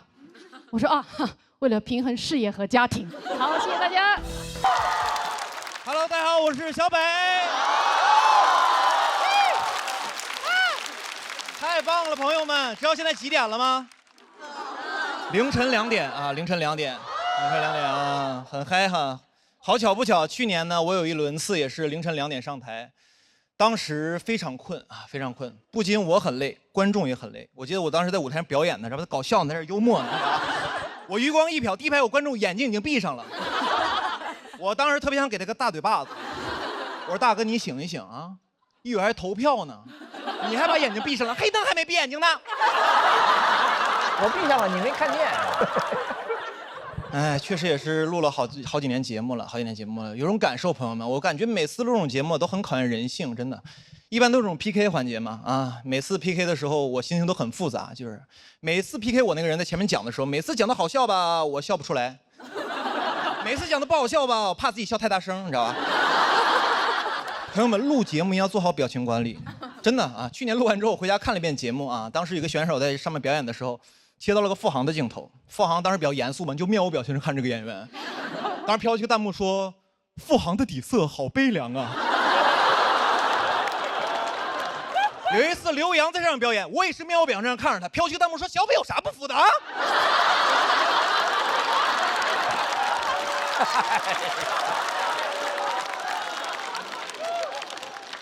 朋友们，我也悲凉啊。你们可能不了解我内核也是悲剧，你知道吧？我真是服了。每次录这种节目，主持人也特别欠。每次一个人表演完之后，然后说那个谁不服啊 ，PK 一下，梆梆梆站几个人，主持人特别欠。主持人要 Q 一个问题：你今天为什么选择这位选手 PK 呢？大家就开始编一些莫名其妙的理由，因为我们都是北京的演员。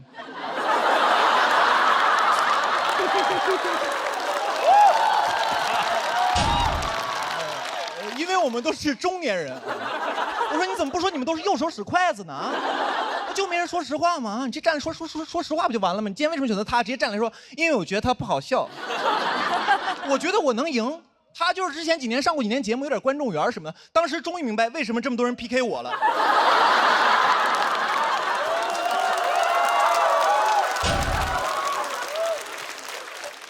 而且演员每次参加这个节目都很体面。每次这种 PK 结束，赢的人、输的人站在台上，赢的人都很体面。每次赢的人要帮输的人找补2句。每次一比完，赢的人在旁边说：“其实他线下是个特别好的演员。”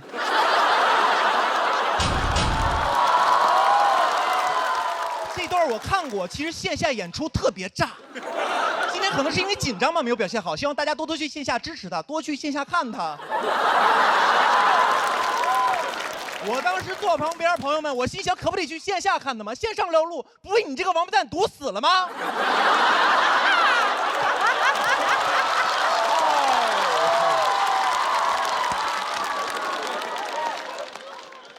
且都输成那样，谁想去线下看他呀？啊，不都想看你吗？我就没有见过哪个观众脑回路特别惊奇的，看完一个综艺之后在那想，哎呀，与其线下看看呼兰，不如试一试姜子浩呢。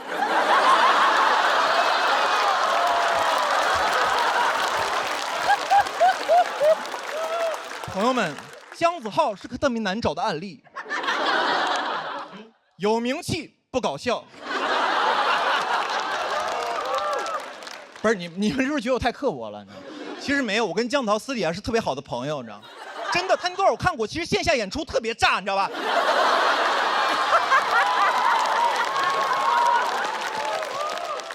希望大家多多去线下支持他的粤语专场，好吧？你知道吗？其实身边的人，这个有些朋友总有人劝我，他说小北你录节目的时候 real 一点，他说真实的人很招人喜欢。我说 real 是什么样子？他说 real 的人就是你开心的时候就有什么想法都说出来，你开心的时候开心，难过难过，生气的时候你就骂。我说那不就是翟佳宁吗？我说这种人也不是很招人喜欢吧？啊？我朋友说，哎呀，小北也不全是。我说这不就是观众喜欢的活人感吗？他多有活人感，我看很多网友让他去死一死呢。大家小时候都看过一个这个童话故事，叫做《皇帝的新装》啊，告诉大家做人要诚实。其实我长大之后又看了一遍啊，上班之后我其实特别能共情那些哄骗皇帝的大臣，我觉得他们太不容易了啊！项目做得好好的，都快结束了，突然路边来个小孩说：“我觉得这个项目有问题。”我当时大臣我都气死了，我说有啥问题啊？领导满意，进程顺利。我说就你聪明，就你明白，难道我们这帮人不知道这个项目在裸奔吗？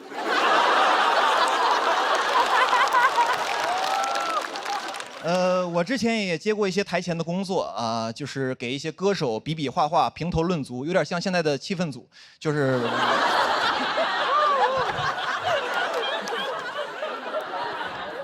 然后当时呢，一个歌手表演的是自己的一个原创曲目啊，然后唱一会儿就忘词儿了。当时我心想，我这不好好的 real 你啊，你一会儿在台上站好，我必让你下不来台啊。但是当他表演完结束之后啊，所有的导师和明星都在安慰他、鼓励他。我说不对呀，我说这哥们儿身上有点东西啊，他身上有皇帝的新装啊。我当时脑海中跟走马灯一样，知道吧？走过了好多前辈的身影，什么柯以敏啊、丁太升啊。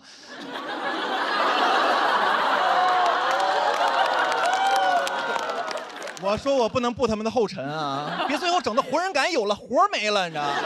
当时心想这不行，我说你们几个从我脑海中出去，何炅、汪涵进来。当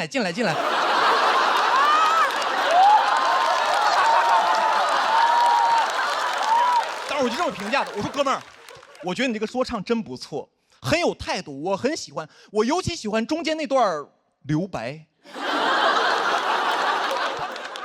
朋友们，说实话，我觉得这2年这个网上特别喜欢劝大家 real 啊。去年经常在一个网上看一个标题，就是说什么00后整顿职场，写的内容大差不差，说这个00后在这个职场里干得不开心不舒服，就骂领导一顿，说老子不干了，然后就走了。但是我看完我觉得确实挺过瘾的。后续呢？后续你怎么不写了？00后整顿职场，回去之后被房东整顿，吃糠咽菜睡桥洞，然后被城管整顿。到了那个桥洞那儿碰到很多大爷，问大爷你们是怎么来这儿的？大爷说，哎呀，小伙子，我们是90年代整顿职场那帮人啊。年轻人，咱们就先别聊什么整顿职场了，聊聊明天去哪儿整顿饭吃啊。我觉得这帮写文章的人特别坏，天天鼓励00后整顿职场，骂领导。我说你为啥不骂呀？啊，是因为你有家庭吗？这帮人真的特别欠。这帮人是哪种人？朋友们，这帮人特别像在职场里，但凡你干得不舒服，有个人在你耳边说，这你能忍？这要我忍不了，咬他啊！朋友们，最后我想说 ，real 的事儿就让我们脱口秀演员干就可以了。我呢就不劝大家在职场 real 了，我祝大家在职场 rich。谢谢大家，我是小北，谢谢。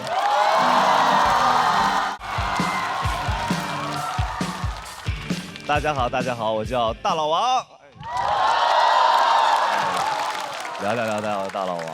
我现在已经不上班了，那你发现不上班跟上班比最大的好处就是不上班。网上管我们这种行业叫自由职业了，对吧？自由职业是我认为一个很有意思，它是一个反义词，很矛盾，自由和职业。上次听到类似词是调休、小长假。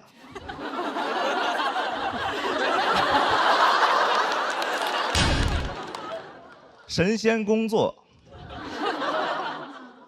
小北冠军。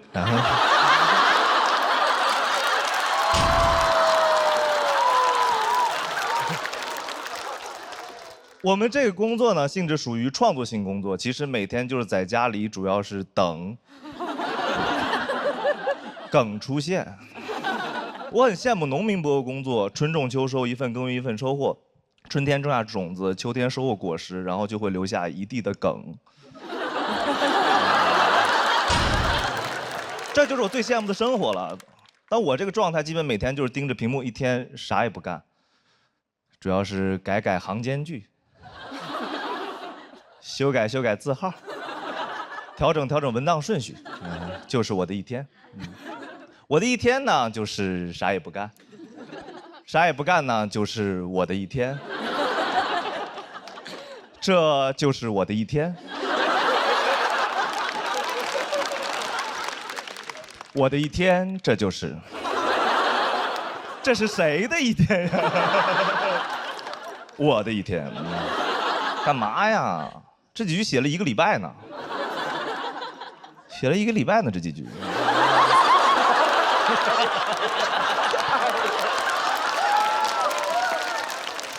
在家自己控制自己是一件很难的事情，对吧？你在家里越认真工作，对家里别的事情注意力就越集中。一认真工作就发现这个墙纸坏了，门框翘了，踢脚线是不是要掉了？自由职业一个学会没缝了。我其实跟很多人不一样啊，因为很多人焦虑会抽烟喝酒来缓解，我不是这种人，我是那种一焦虑就早睡早起的人，非常的健康。我感觉我真的是焦虑吗？我该不会是自律吧？感觉我是那种可以健健康康的焦虑到80岁的人，就是那种每天起来都我烦死了，但我不死。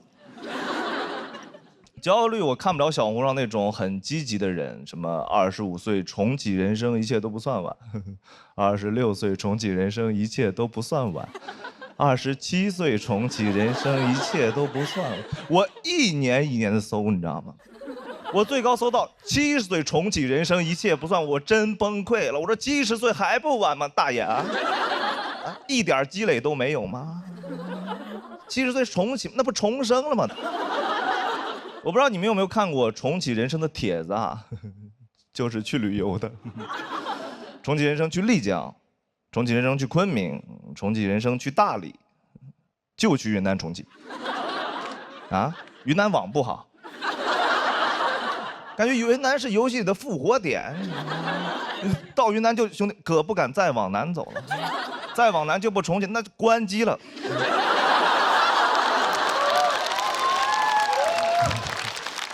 所以去云南这种事情是没有办法治愈我的，所以前段时间我去了景德镇。今天节目录制压力太大，第1期准备期间去景德镇去缓解焦虑，然后太累了，整整6天，捏了20多个盘子，真太累了。996的捏泥巴，自费干日结来了。每天起床就干，倒头就睡。我说是重启人生还是劳动改造来的呀？景德镇基本上全是来重启人生的。我们班有一位裸辞来学词的一位北京来的词，太帅了有点儿。裸辞来学词，丢了饭碗来做饭碗，每天都吃不上饭了，还在那儿忙活呢，空腹有氧。放松之余还要学个技能。This is China。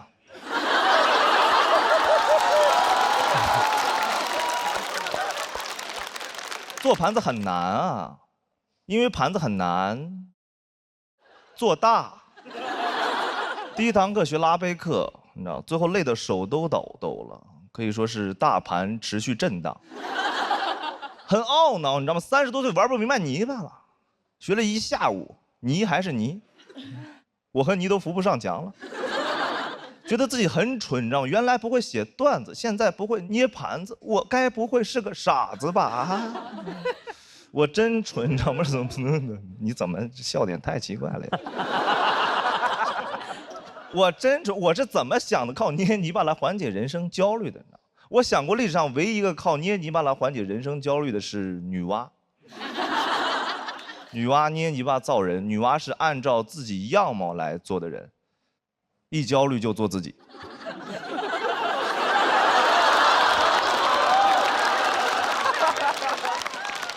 感觉女娲是会发小红书的那种人，上班就能玩泥巴，真是一份神仙工作。女娲这工作应该挺焦虑的，因为女娲的主业是补天，每天一起床都有一个天大的窟窿等着她。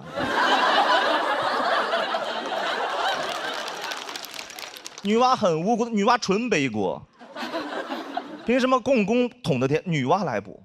招谁惹谁了？你说女娲每天会不会看着那个天非常的绝望，说哎，如果这个天要是行间距就好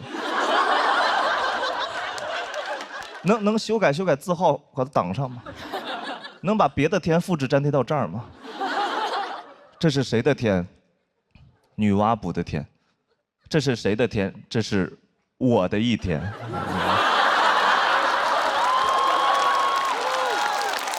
大老王写于2025年4月27日景德镇，谢谢大家，我是大老王。谢谢。好，大家辛苦了，我是南瓜，大家还认识我吗？认识，确实，这半年减了60多斤，变化比较大啊。对。现在很多人见了我都要愣一下，他说你好像是南瓜，但感觉跟南瓜不一样了啊。我说我现在是贝贝南瓜。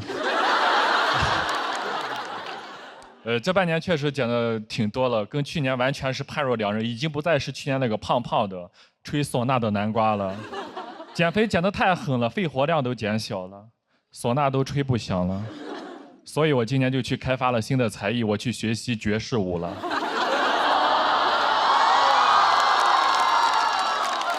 这就是魏武。而我学跳舞真的很开心，因为我从小就特别想学跳舞，但是在农村没有条件。现在长大了有能力了，我决定去朝花夕拾一下。但现在这个年纪再去学跳舞，你就感觉那个动作很妖娆，学起来就很羞耻。然后我就专门找了个私教，我都找了个私教了，能不能给我安排一个私密一点的教室？就在那商场透明大玻璃，老师做什么我在旁边做什么，只要有人过来我就不做了，我就看着老师做，我在旁边手拍子，不知道的人以为我是老师。老师他就鼓励我，他说我们跳舞呀，最重要的是胯要灵活。他说你的胯挺灵活的，有天赋，是不是偷偷练过？老师不知道我之前送外卖，每天在电瓶车上就是这样。我在学爵士之前就做过很多年的骑士了。真的，现在体验了一下，真的很开心。我小时候特别想学跳舞，但没条件，没得选。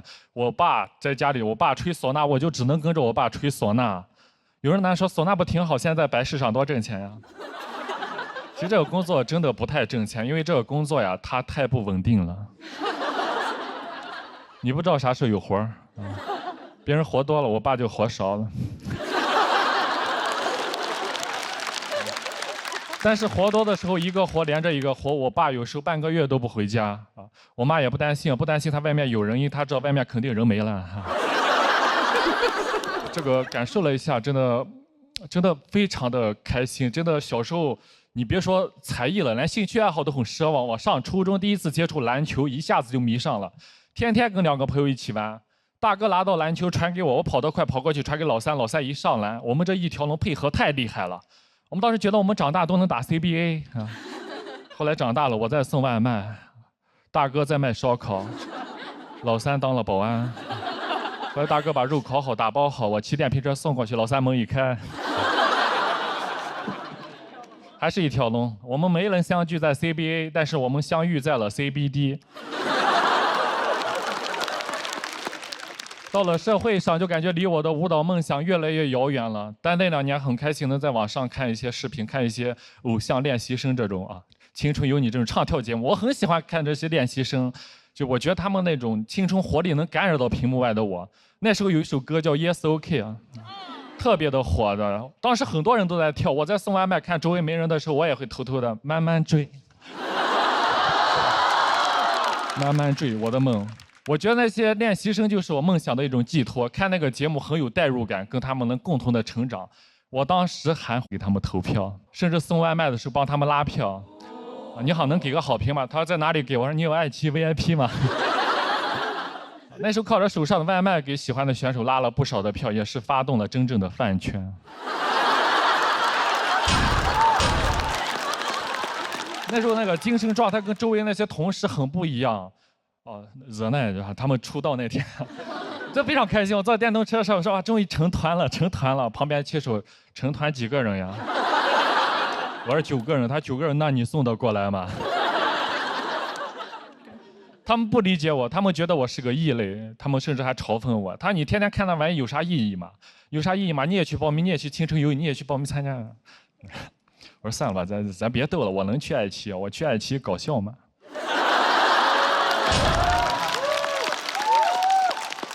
当时确实在电瓶车上限制了我的想象力，没想到最初想上爱奇艺的初衷是想来唱跳的。去年一路比赛比到半决赛，更没想到是半决赛的嘉宾竟然有虞书欣，感觉像做梦一样，这个青春一下子就回来了。导演还给我们说，你们半决赛的选手明天在虞书欣的面前，大家表演一下 Yes OK 惊喜一下。我当时说这不好吧？你看我哪里有跳舞的样子呀？咱就别丢人了。其实我内心想的是 Welcome to my home court 啊，这首歌没有人比我更 OK 了。但当时大家知道我去年那时候200多斤啊，我回去对着镜子我偷偷练，我完全已经跳不动了，已经跳不起来了。我真的很紧张。第二天彩排的时候我就想了个办法，当时小北在我前面。跳得不错，那我就跟着他跳，结果第二天一直完全找不到北了，我真的很尴尬。老天给了我一个在爱奇艺唱跳的舞台，没有把握住。但是我又很开心的是，我讲段子的时候，虞书欣给我投票了。他说：“南瓜老师加油，你一定可以成为你想成为的人。”我当时愣了一下，我说这句话不就是当年给你在手机上说的话？真的就像当年扔出的回旋镖一样，又落在我的身上。我终于鼓起勇气，我去报了舞蹈班。我真的很开心，我就问那个老师：“我老师，我之前对着手机我自己练，怎么练都不太对劲。”老师说：“你先从电瓶车上下来。啊，你这跳舞束手束脚的，你往两边迈开2步，大胆一点。”我就跟着老师往两边迈开2步，跟老师一跳，一下子就对了。我真的好开心呀！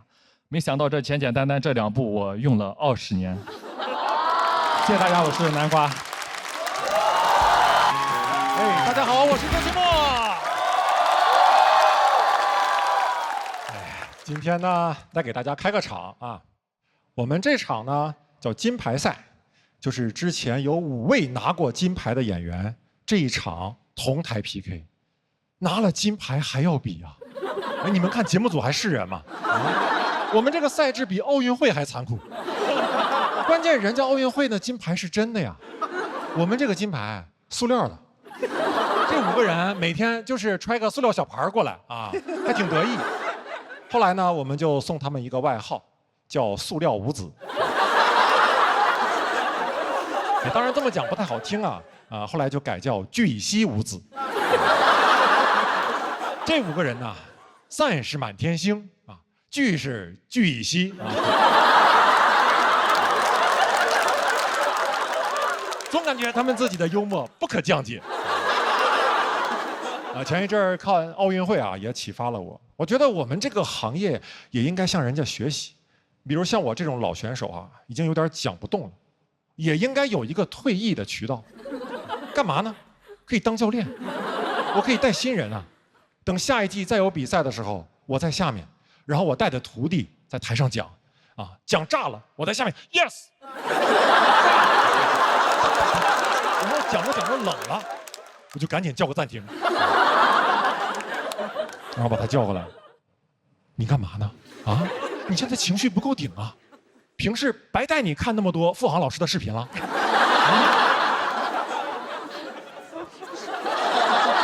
孩子，看着我的眼睛，如果你拿不到那块聚乙烯，就没有人在乎。Give me some passion。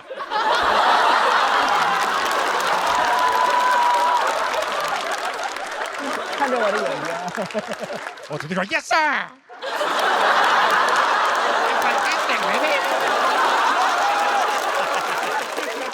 不丢人啊，不丢人！为了开场不丢人啊，不丢人哎呦我天，学父王这一下子真是挺费嗓子。这个时候就特别需要来一口京都念慈庵历练川贝枇杷膏，润喉、护喉，真是猴赛雷呀！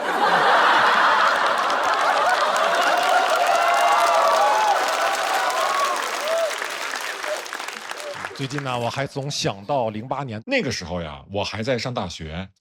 哎，我上大学的时候，其实就经常跟同学去 KTV 唱歌哈。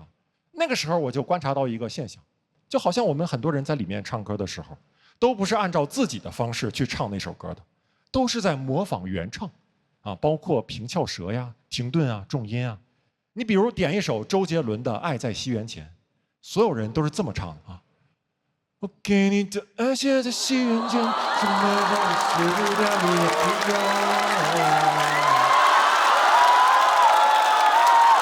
到时候图你们这个，我就说这个现象啊，而且经常还眯着眼睛啊，我也不知道为啥，我就没有见过一个人在 KTV 里点这首歌的时候，是睁大了眼睛，然后用自己非常标准的普通话在唱，啊，没有见过一个人唱。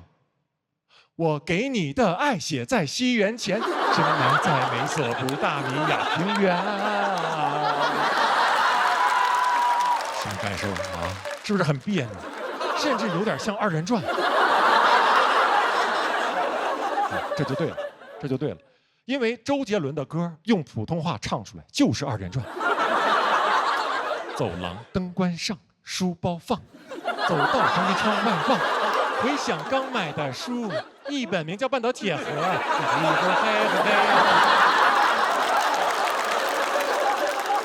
上大学的时候有意思的事儿很多啊。那个时候寝室的几个同学经常还聚在走廊里哈聊天，有的时候抽烟，然后他们抽烟都好帅啊，他们抽烟都是，就那个鼻子和嘴同时冒烟，感觉就像一条龙一样，抽完就飞走了。但是我抽烟就是。他们说你烟呢？我说咽了。他们抽一辈子烟，肺是黑的；我抽一辈子烟，胃是黑的。掏出来就是个熏毒。所以后来他们跟我说你这样不行啊，你得过肺，你得过肺。我到现在都不理解什么叫过肺。我在想，如果我能控制一个东西是否经过我的肺，那我这辈子都不会煤气中毒了。以后我家煤气泄漏了，我老婆拉着我，快跑快跑，煤气泄漏了。我说没事没事，来你跟我学不过肺啊！来吸口煤气，往胃里咽啊！怎么还迷糊了呢？来我点根烟给你演示一下啊！不出意外啊，那应该是哥们儿一生中最炸的一次了啊！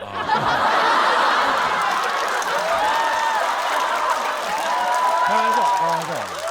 今天呢，我只是个开场，主角还是他们聚乙烯五子。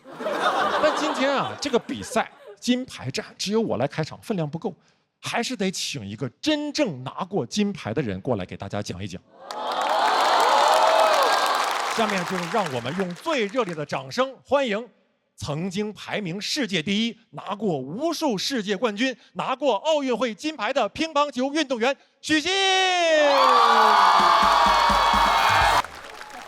大家好，我是周奇墨啊。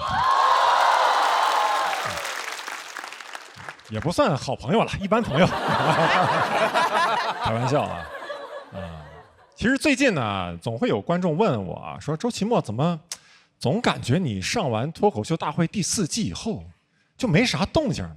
啊，为啥？啊，其实原因也很简单哈，就是我总想起那句老话，枪打出头鸟。所以呢，我就有意识地往后撤啊，跟其他鸟看齐啊，让其他鸟先上。我甚至想好了，什么时候一旦猎枪响了，有鸟掉下来，我再站出来，打得好，我早就知道他不是什么好鸟。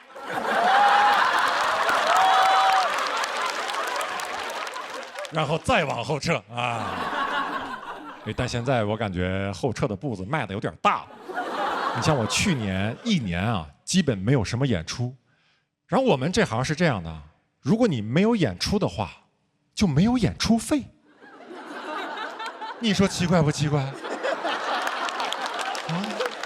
这还有天理吗？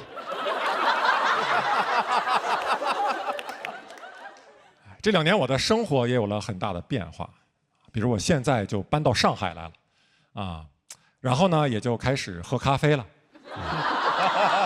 说实话，没有那么愿意喝，但是我听说在上海，如果你不喝咖啡的话，不给你办那个积分落户啊，好像是1000杯顶10分是吧？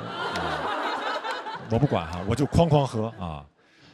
我家楼下呀就有一家连锁的咖啡店啊，我没事就过去点一杯。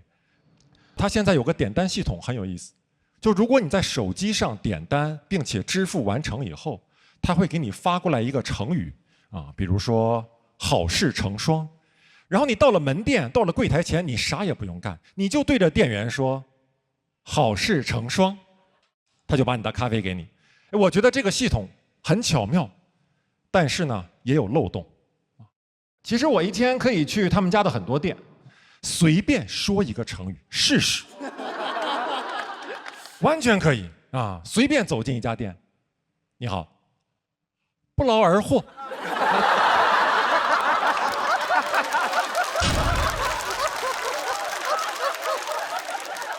没有吗？啊，那可能是我记错。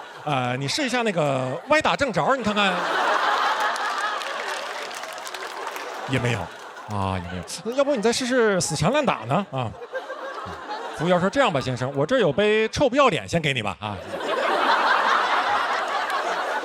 我到了上海以后，我爸也过来看过我啊，他从东北那个小城市过来，对于上海这种大都市的文明啊，他非常不适应啊。我们整栋楼所有的快递平时都是放在1楼大堂，我爸第一次看见就愣住了啊，他就问我。快递就这么放着，我说啊，随便拿。我说也不是随便拿，得拿你自己的呀，而且那边还有摄像头。我爸说啊，摄像头，摄像头倒不是问题，摄像头。您先上去吧，我还有点事儿啊，我还有。当然，我爸这个事儿不是去偷拿人家快递啊。他是出去给我买菜，我爸一到上海就开始给我做东北菜，第一道排骨炖豆角，哇！我在上海这么长时间，我能吃到一口地道的东北菜，那个感觉非常复杂。就那一口下去，我就感觉我的小学、我的中学、我的前半生啊，都在我脑海中闪回啊，就跟那种濒死体验一样啊！就那个时候我才意识到，豆角没熟。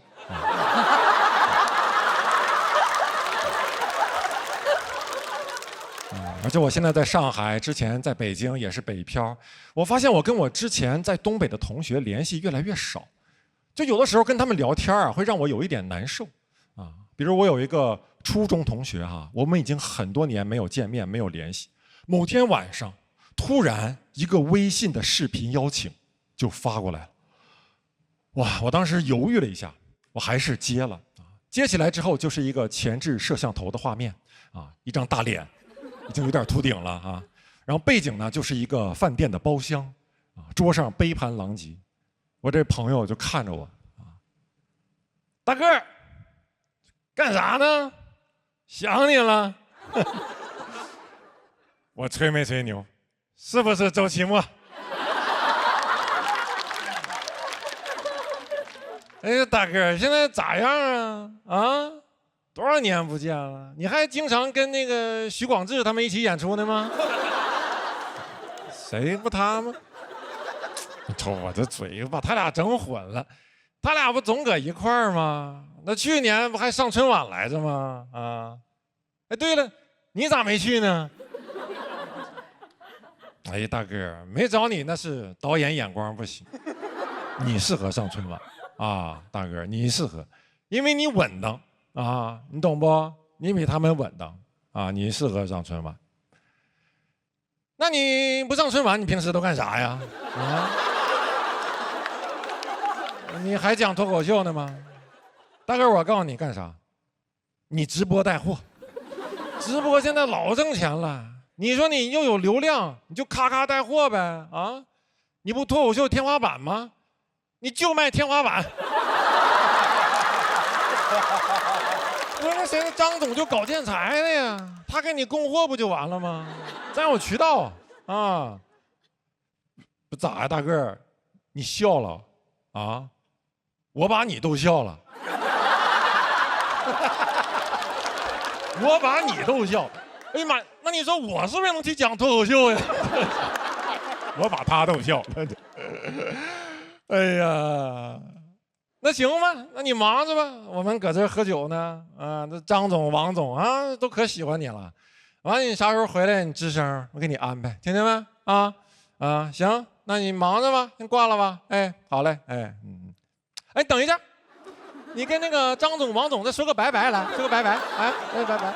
对，张总拜拜，王总拜拜，哎，拜拜拜拜，多好，哎哎，挂了吧，好嘞，保重，哎，我当时挂了那个电话呀，我就坐那儿缓，就缓了半天，我就难受啊，我就想，我这么稳当，为啥春晚不找我呢？好，谢谢大家，谢谢你们。